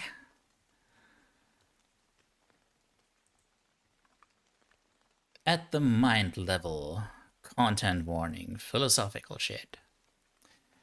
Getting back to that brain versus mind conversation. Thanks for that, Pat. So if all mammals have this hierarchical response system, and all animals, period, are wired to respond to threats with a sympathetic nervous system, why are we the only ones that get all fucked up over it? Well, you see, this is where I go back to the Jungian analysts. James Hollis writes about how humans experience two types of existential crisis that we consider impactful to our survival. The first is abandonment. We crave the structure and reassurance of others in the face of constant change and uncertainty. There are lots of ways we seek out constancy, and many people design their lives around this need.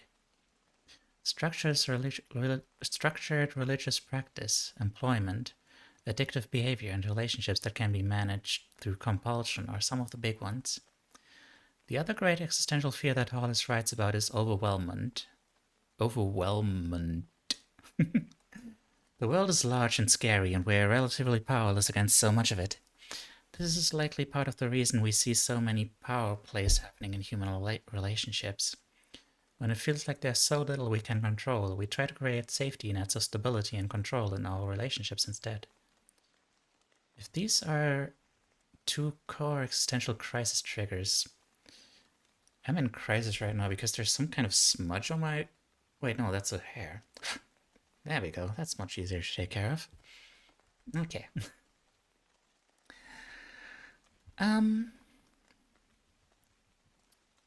If there are two core existential crisis triggers, is it any wonder that we can't pull a Taylor Swift and just shake shit off? Not sure that's how the lyrics went, but okay. If something convinces the mind, the bigger than the sum of its parts aspect of the brain that makes us uniquely human, that we are disconnected or distressed. If something convinces the mind that we are disconnected or distressed, it sends us into a tailspin even bigger than the physiological response caused by our brain and body wiring. Hang on. If something convinces the mind that we are disconnected or distressed, it sends us into a tailspin even bigger than the physiological response caused by our brain and body wiring. Humans have the unique capacity for anticipatory distress. That is making shit up to worry about in the future based on what's happened in the past. This triggers our fear of overwhelmment and honestly often our fear of abandonment. Both these things then set off the physiological response of complete brain fuckery, what we just talked about above. Because we're human, we have opposable thumbs and therefore access to the internet and refrigerators. This also means we also fuck ourselves up on the regular. Hell of a trade-off, indeed.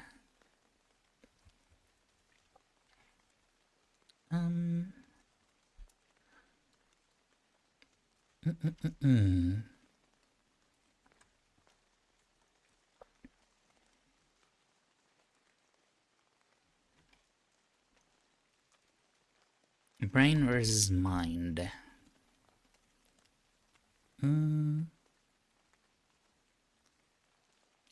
Right.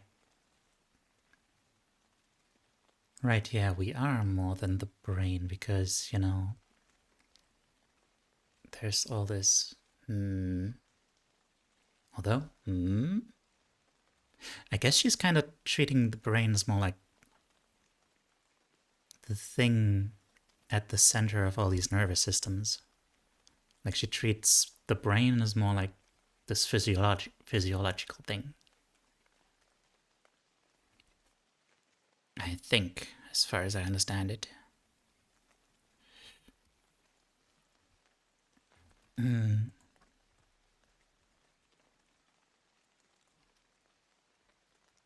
We are understanding the brain as more of the physiological side. The mind is our consciousness.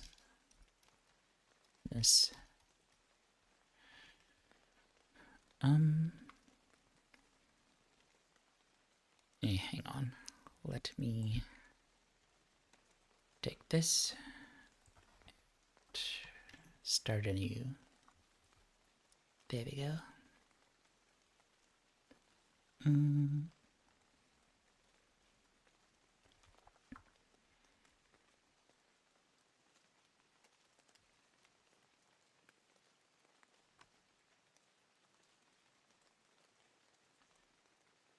Two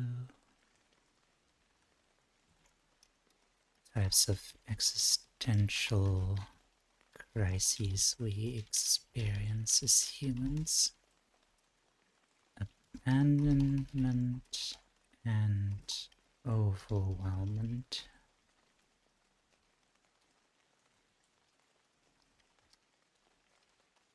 In the face of uncertainty, we always want to be surrounded by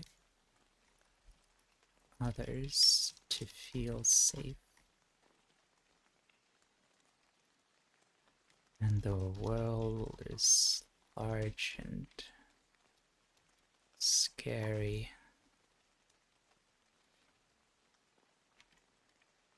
And we are powerless in the face of it.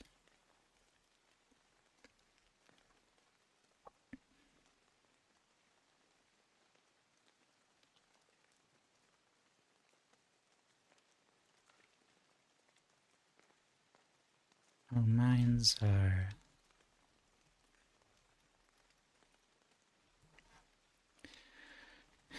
great at getting stuck in these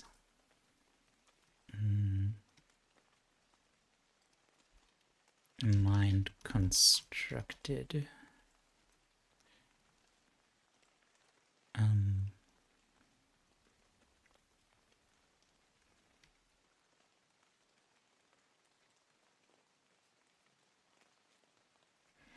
these mind constructed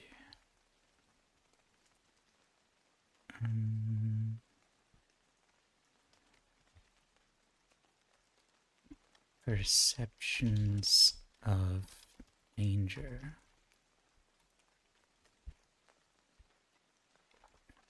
that make us react as if actual danger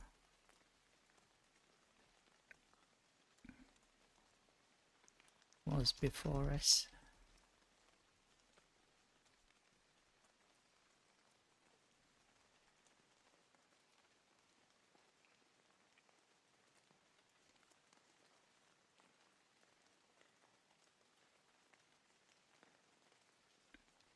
Worrying about the past and future and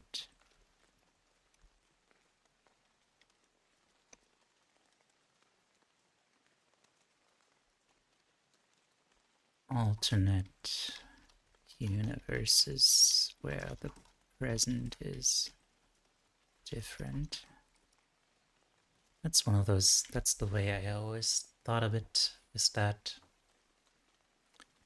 you know, we're so stressed because we aren't in the moment, you know? We're always like living in the past or in the future or even in some alternate version of the present.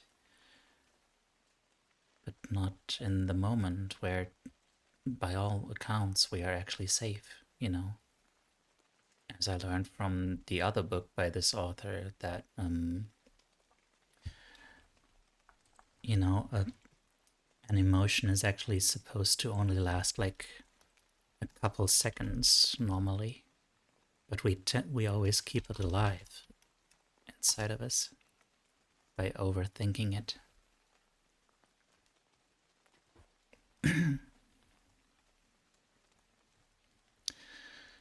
So why this complicated explanation? Okay, so shit happens, and then we cope.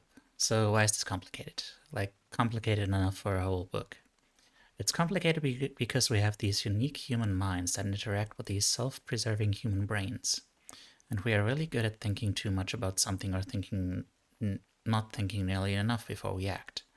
Essentially, we are super good at getting ourselves in trouble in the following ways. We have coping skills, but they are unhealthy. We had coping skills, but they've stopped working. We don't have enough strategies to fall back on when the skills that usually work don't work. We forget to use our strategies in the moment. We aren't sure which strategies we should use in which situations. So how do we resolve these issues and be better at this coping shit? Lots of practice when you aren't activated. The therapeutic term for this is overlearning. Don't practice until you get it right. Practice until you are incapable of getting it wrong. As Bruce Lee said, under duress we do not rise to our expectations, but fall to our level of training. Ooh, okay. Trying out lots of different options. If you have a couple skills that typically work for you, that's awesome. You will be far more successful if you have several more good skills in your back pocket in case your brain goes into asshole mode and doesn't respond to your tried and true strategies. Code what you are dealing with. I've created 4 categories of coping skills. More on that in the next section.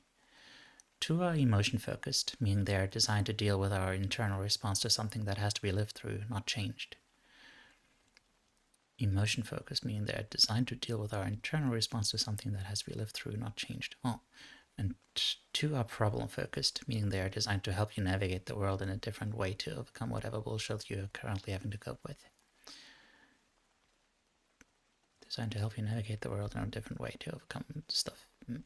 Those aren't finite categories, because you have to manage your own response before you go out to change the world.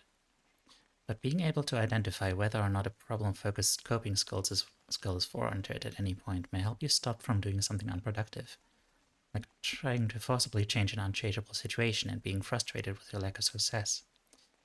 When your energy would have been better spent learning to manage your own internal reactions to the bullshit around you and being really successful at those emotion-focused coping skills. Okay.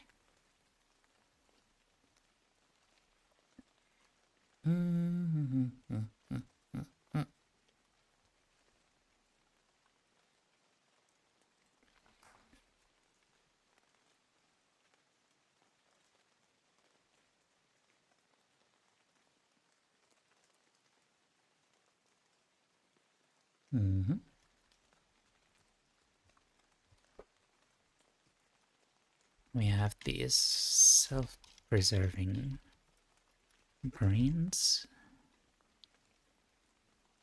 Wait, we have these unique human minds interacting with self-preserving brains.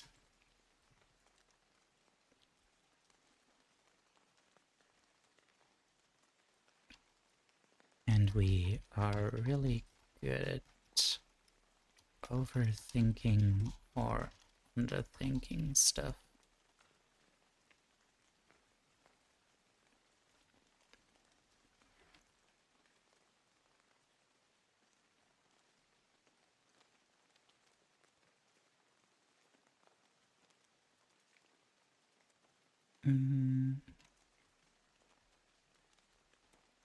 Before we act.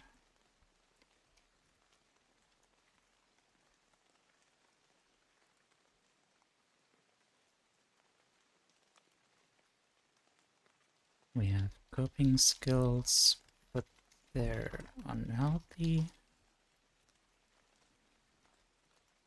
We had your potted cloves. Cloves? Hang on, what are cloves again? That's some kind of plant.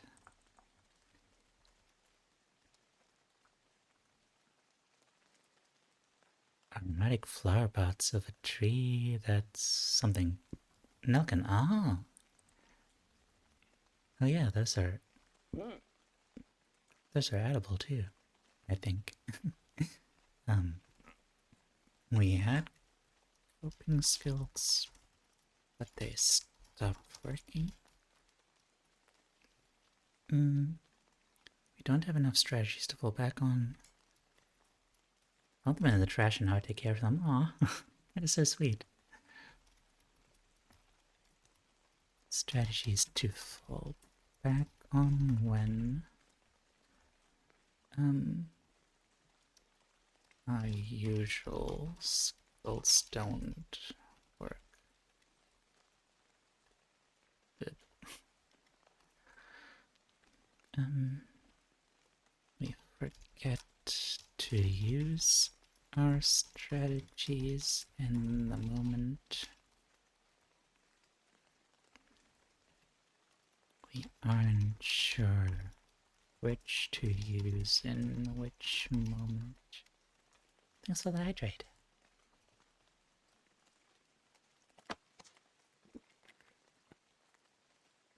Only 2 of the balls are blossoming now, but 10 of them are. Nice.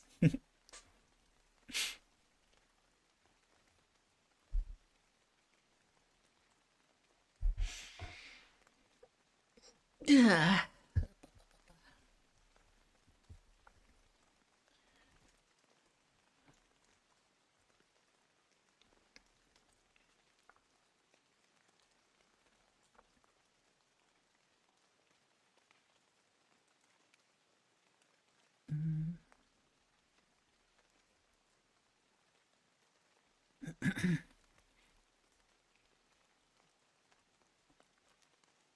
Solutions.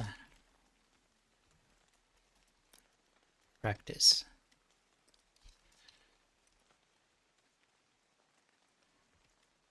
Under duress, we do not rise to our expectations, but fall to our level of training. Bruce Lee.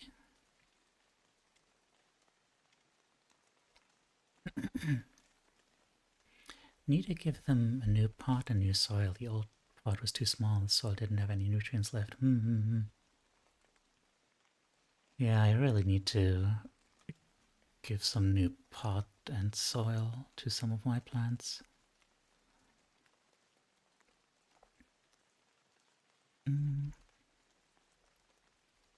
Trying out a lot of stuff. Even if you think you already have some. Always good to have a spare in an emergency.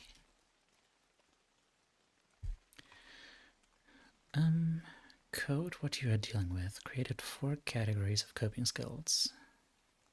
Oh.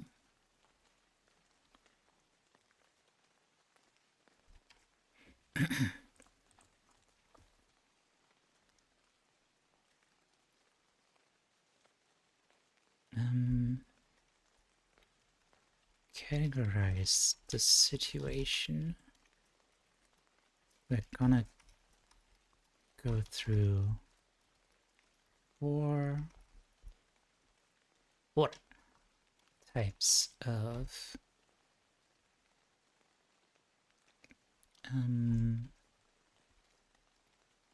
coping skills, 2 of which are emotion based, helping you deal with what you can change, and 2 of which are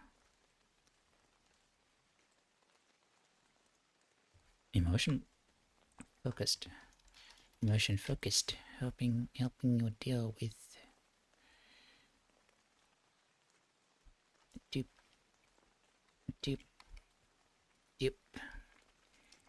2 of which are problem focused. Helping you navigate the world to figure out a solution.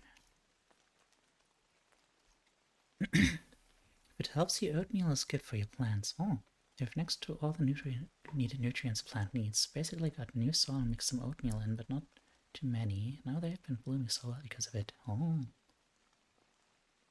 Interesting.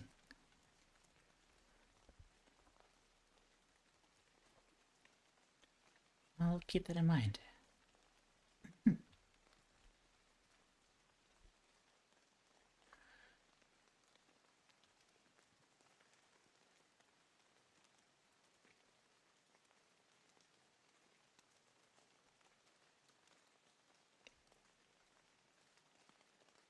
Okay.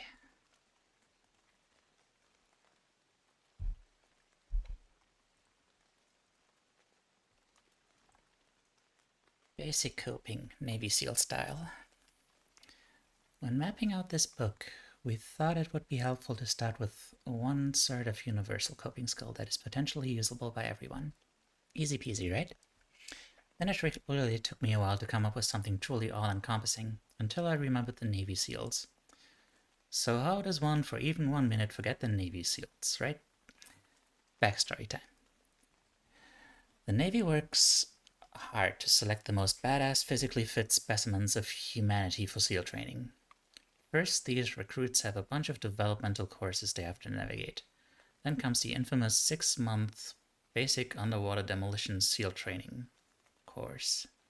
Despite the Navy's expertise in selecting candidates that are physically up to the task, the dropout rate for individuals attending SEAL school is really damn high, like 75% high.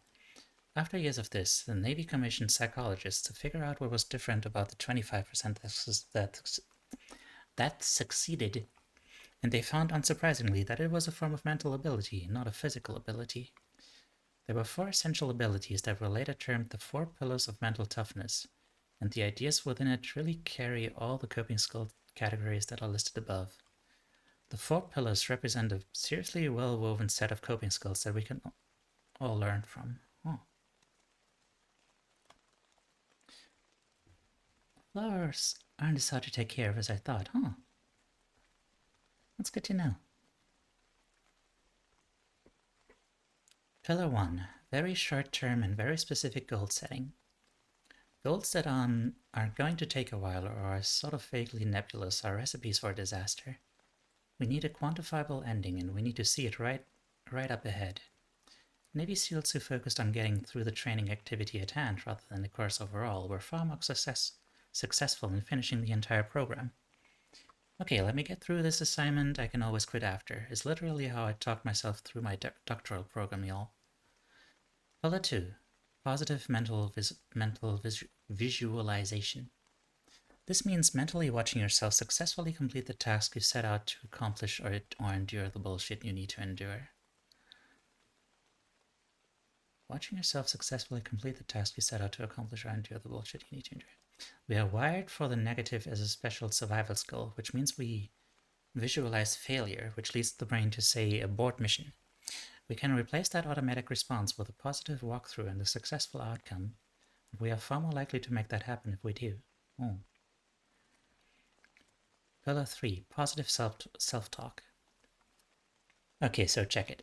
Our rate of inner dialogue is far higher than our capacity for verbal speech. It's actually been clocked at 4,000 words a minute. And again, since we are wired for the negative, we tend to speechify negative ideas. Instead, if we intentionally use positive self-talk, mantras, and encouragement, we are far more likely to succeed. Remind yourself this ain't no thing compared to everything else you've been through. And hell, your survival rate thus far is 100%, so the odds are in your favor, Rockstar. Pillar 4. Managing self-arousal. Ayo. Managing our cortisol and adrenaline production is a huge part of coping in general. Techniques that keep the body calm in turn keep the feeling thoughts better managed. Amara, hang on. Amara.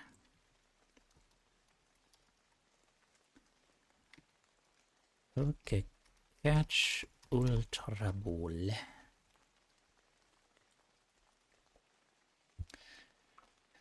Managing our cortisol and adrenaline production is a huge part of coping techniques that keep the body calm and turn keep the feeling thoughts better managed. Breathing techniques are a big part of that, which is why I include different variations of them in so much of what I write. And also stretching. Stretching is also very good. Ugh. Oh, time for a longer break, really? Are you sure about that? Thanks for that, Dad.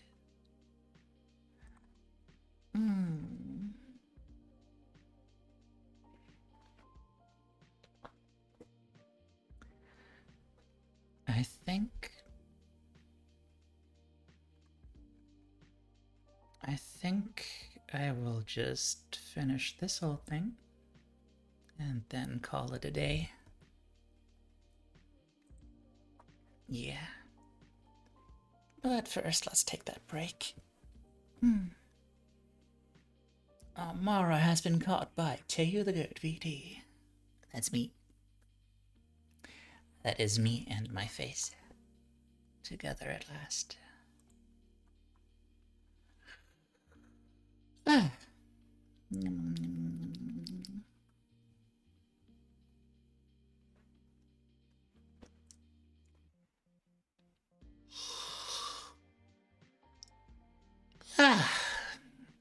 Ugh. God damn, y'all. God damn. Okay, give me a second. What is up on twitch.tv?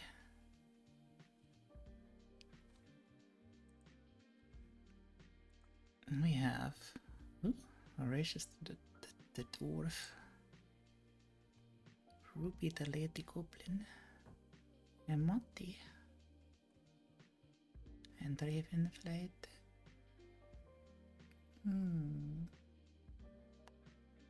Lots of friends. So much friends. I do enjoy me some friends. Yes. Very good.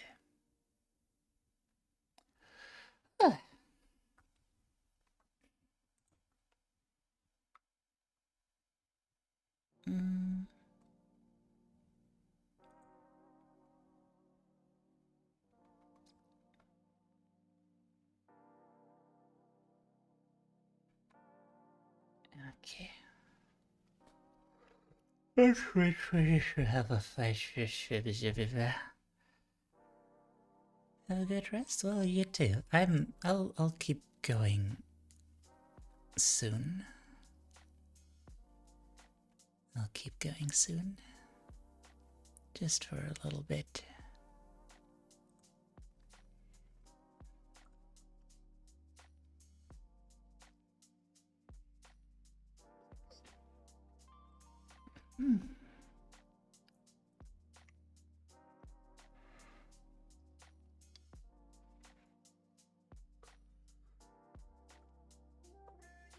Heck yeah.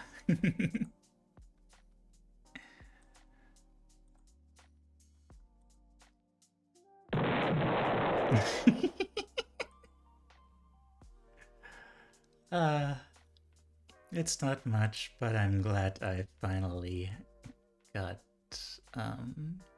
sound alerts working.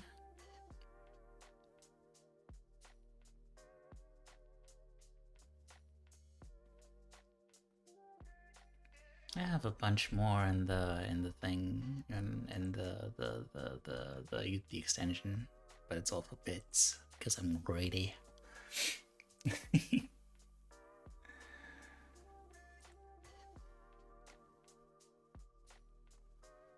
Here's something funny, absolutely. Tell me the funny.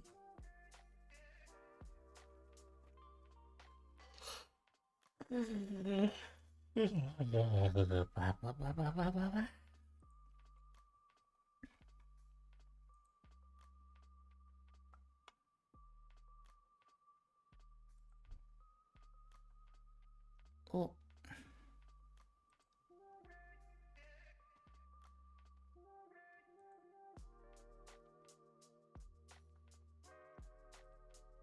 We have a salty and someone else.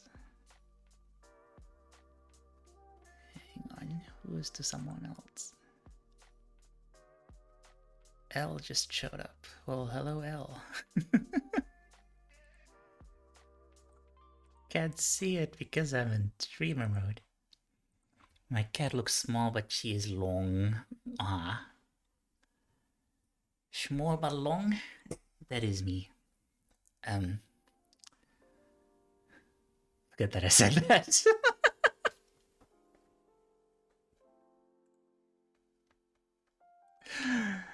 Where was I? Oh yeah, everyone join the Discord. It is beautiful. I had it like professionally refurbished. It's like a big old thing. Yeah. God damn, I'm so tired. Heck yeah. Okay. We're making it. We're just gonna go to the fourth Pomodoro. Yeah. Okay.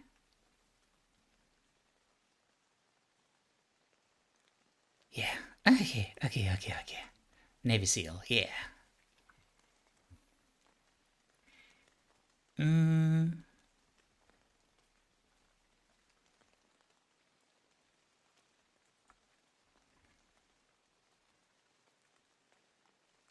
Ugh.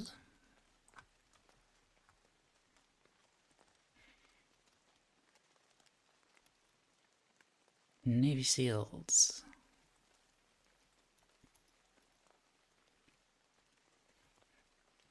I assume that L is like quack.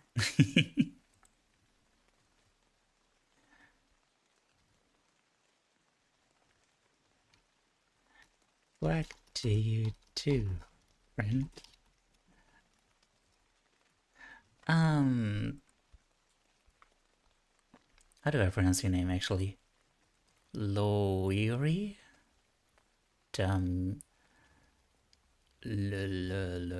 How do I pronounce your name actually? Lori. Lure Dami. That is almost definitely not correct.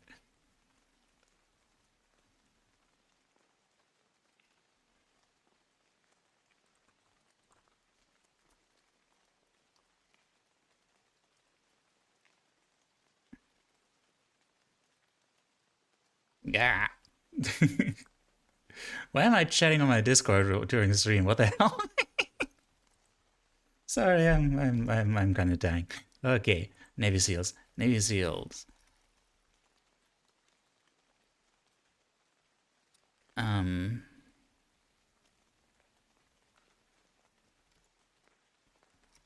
Navy picks like the most physically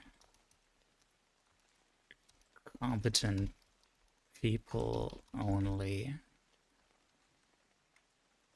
and drills them real hard for the SEALs thing.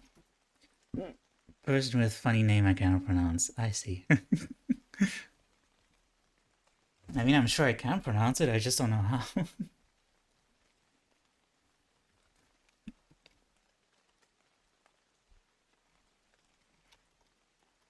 The dropout rate was like 75%, so they looked into what was different about the remaining 25%.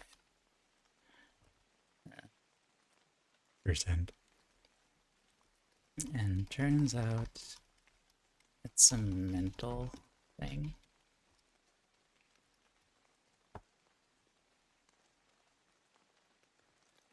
What these people had in common was mental skills that are actually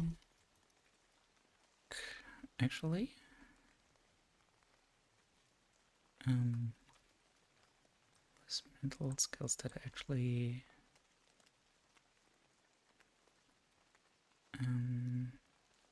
really carry all the coping skill categories that are listed above.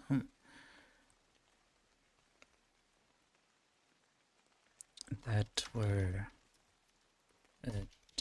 the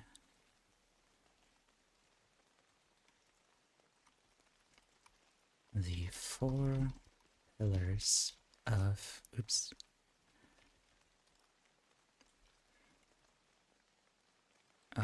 mental toughness.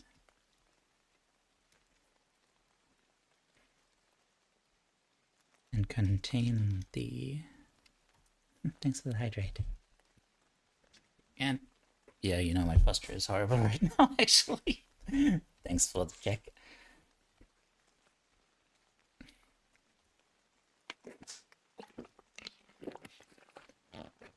I was like sitting on my feet, or like draped sideways across my chair. It's like, what the hell? And contain the 4 categories we're gonna go through in this book.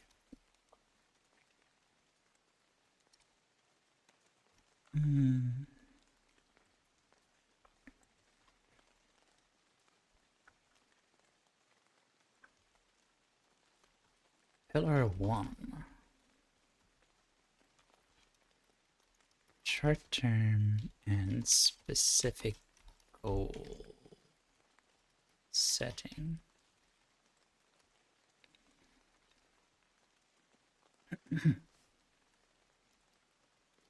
You'll give up easily if your goal is vague and at some point in the future you can just focus on what's right ahead and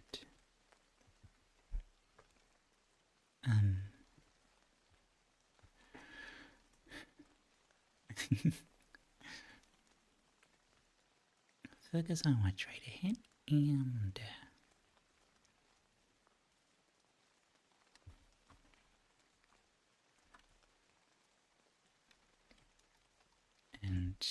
collect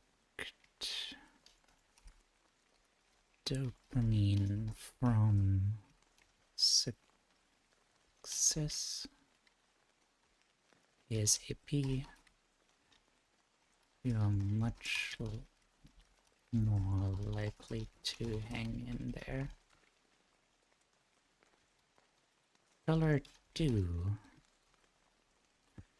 Positive mental visualization.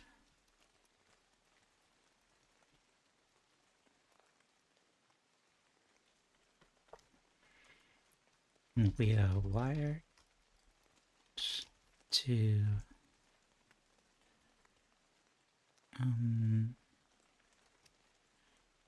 focus on the negative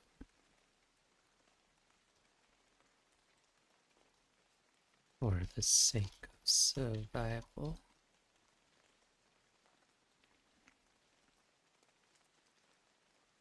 If you can train yourself to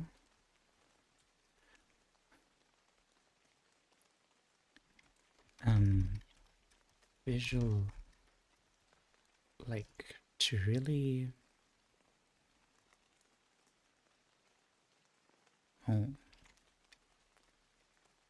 look at yourself accomplishing something positive. There's a coefficient chat.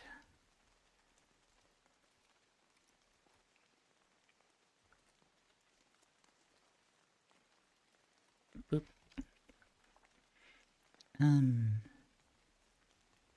Just look at yourself accomplishing something positive. Oh.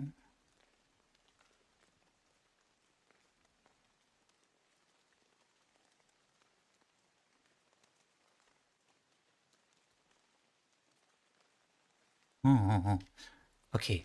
I was looking at it wrong. I thought it was just about like reinforcing yourself when you do succeed, but this is also about like imagining yourself succeeding. But if you can train yourself to visualize yourself succeeding, it can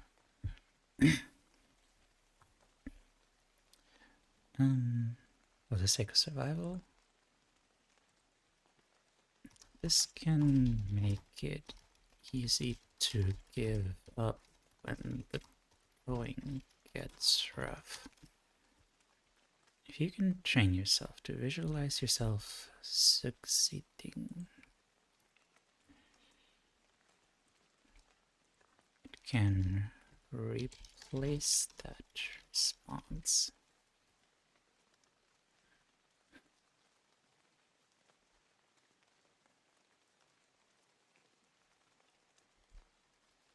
And make it far more likely to come true. Villa 30. Positive self-talk.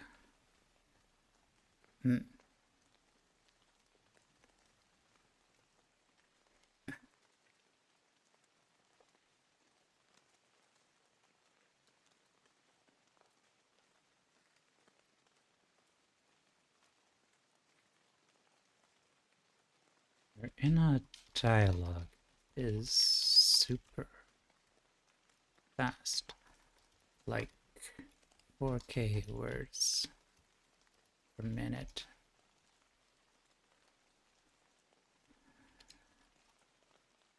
And again, we tend to focus on the negative.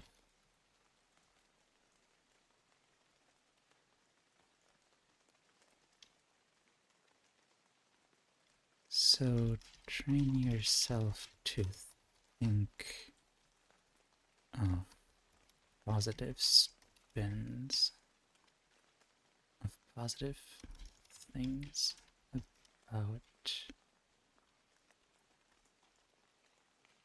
yourself and this situation.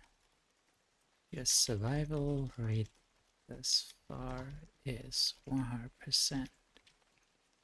So good job, my dude. Pillar 4. Managing self-arousal.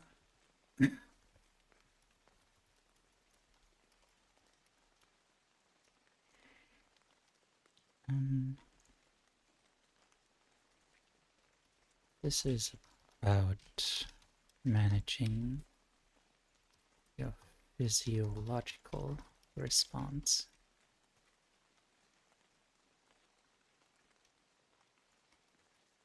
Breathing,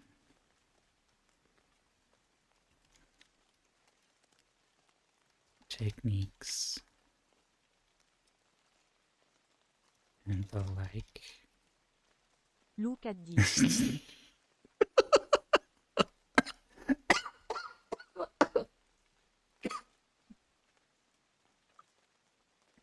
Fucking hell.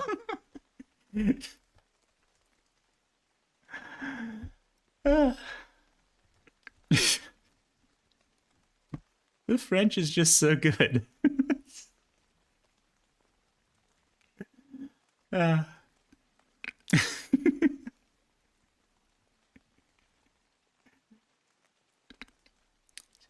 I'll try.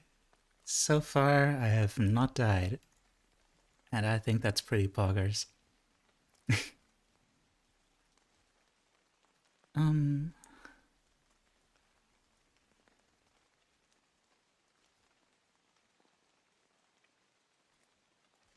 Thanks for that, Pat.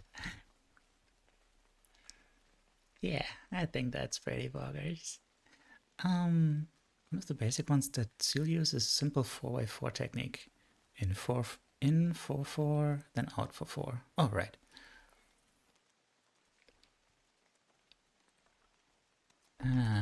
Like 4-4. Breathe. In for sex. Breathe in for sex. Breathe out for sex. Just keep breathing for sex. I'll spell it a second. Breathe out for seconds.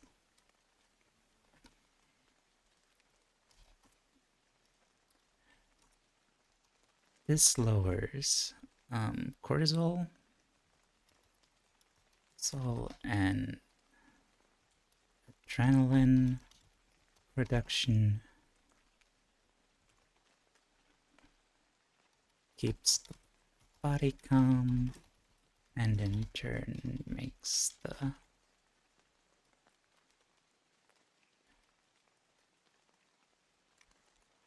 brain calm.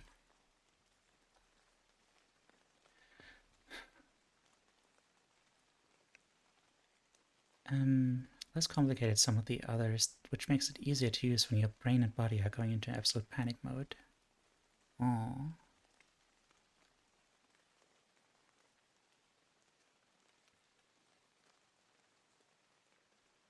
Breathing techniques can help us so much in immediate moments of utter terror.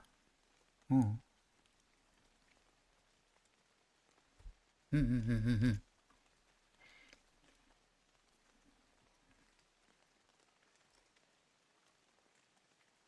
The simplicity of 4x4 makes it especially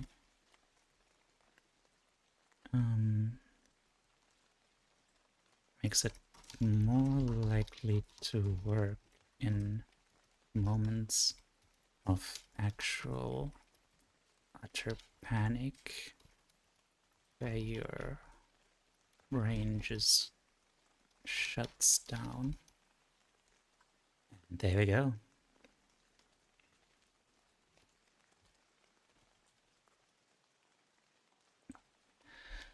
I think that's enough for today. Yeah. Yeah.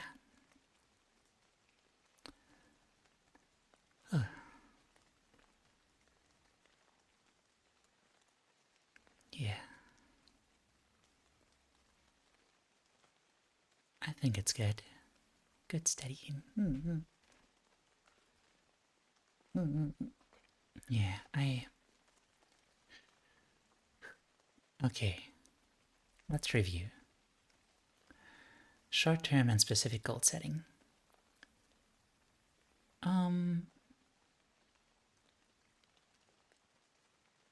My goal is just to do the things. Right now, it's enough to just do the things. I don't need to be, like, suddenly super successful. The success can come when, you know, I'm actually doing the big goal, the big project, you know? As I like to say, I'm striving to become a mental health content creator. I don't have any big old content up on YouTube yet, but that will come within the next few months. But before that, I need to start, like, actually, you know, just doing the things, doing the necessary work, and figuring out a balance between that and like actually living life and having fun and stuff, you know. So yeah, for now I'm happy just doing the things, and I hereby did the thing for today. Positive mental visualization. Well, I already did it, but Yeah. And I can see myself succeeding, you know? I think that's the thing that kind of got me through the hardships so far of streaming, you know? Be like, gotta be here. You know? It's the fact that I can see myself succeeding with this whole thing. The question is just like, how long is it gonna take me to get there? How much will I stand in my own way until then? But yeah, positive self-talk. I think, you know, all things considered, I managed to be pretty calm and charming today, and people have been very, very sweet. It hasn't been like a big old celebration or anything, but you know, that's not what this is supposed to be. You know, we just vibed. And you know, I didn't make the big numbers, but it's whatever. That's fine. The big numbers can come later. For today, yeah, I'm just glad y'all showed up and were so sweet and enjoyed my company, as I enjoyed yours.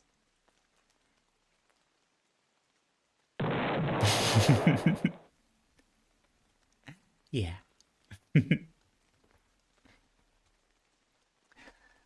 And managing self-arousal, I guess I already kind of did that.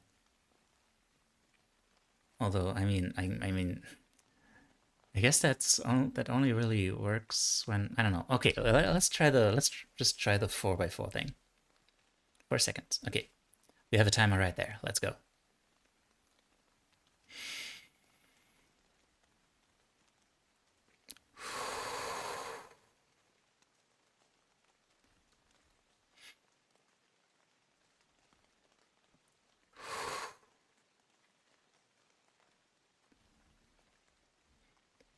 I lost track of the timer.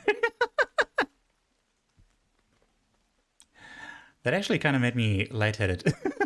I'm not sure if that's a good thing. But yeah, breathing. Calm. I mean, I think my breathing is usually pretty calm. Of course, you know, when I'm sleepy and all, it's easy for the breathing to be calm. That's whatever. I'm just...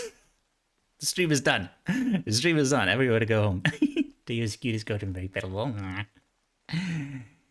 Oh, you. Alright. Let's turn that up and let me check.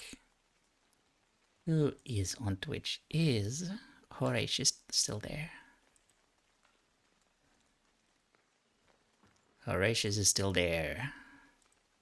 Looks good. I think that is a good thing.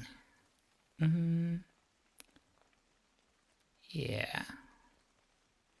Yeah, let's do that. Horatius is an actual mental health professional.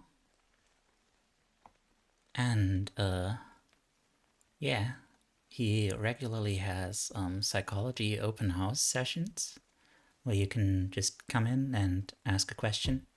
Of course, you know, he's not your therapist. Like, he won't be able to, like, really help you with anything too specific, except by, you know, telling you, basically taking you by the hand and saying, hey, here's what you can do. Take this or leave it, you know? And, you know, that's all I can do, too. I can listen to you more because... You know, so far, this space is a lot more forgiving for that, you know, because we are a pretty small community still. But, I mean, I'm not a mental health professional, so I'm a lot less well-equipped for that.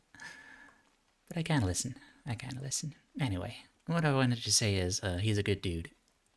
Good times. And, yeah. Yeah, let's do that. Also, there's a weeping bell. Horatius. Horatius. Det var det. Yeah. Weeping Bell. Puppy check. Got it. Okay. 10 years? Aw, man. We were at 13 the whole time, and no, it's 10. Why is it 10 now? Oh, that's rude. Introduce you to some friends of mine. This could be fun. Okay. If you want to. Just having someone to run to. Yeah. So yeah, rate message. There we go. You will be heard. For anyone who has the emotes. Otherwise, replace the emotes with whatever else. Do I have a rate too? I do not. Okay. Well then. Yep.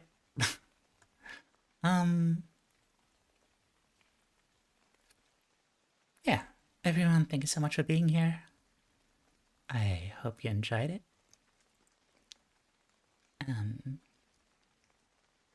Come back on Wednesday when we have a spooky spook.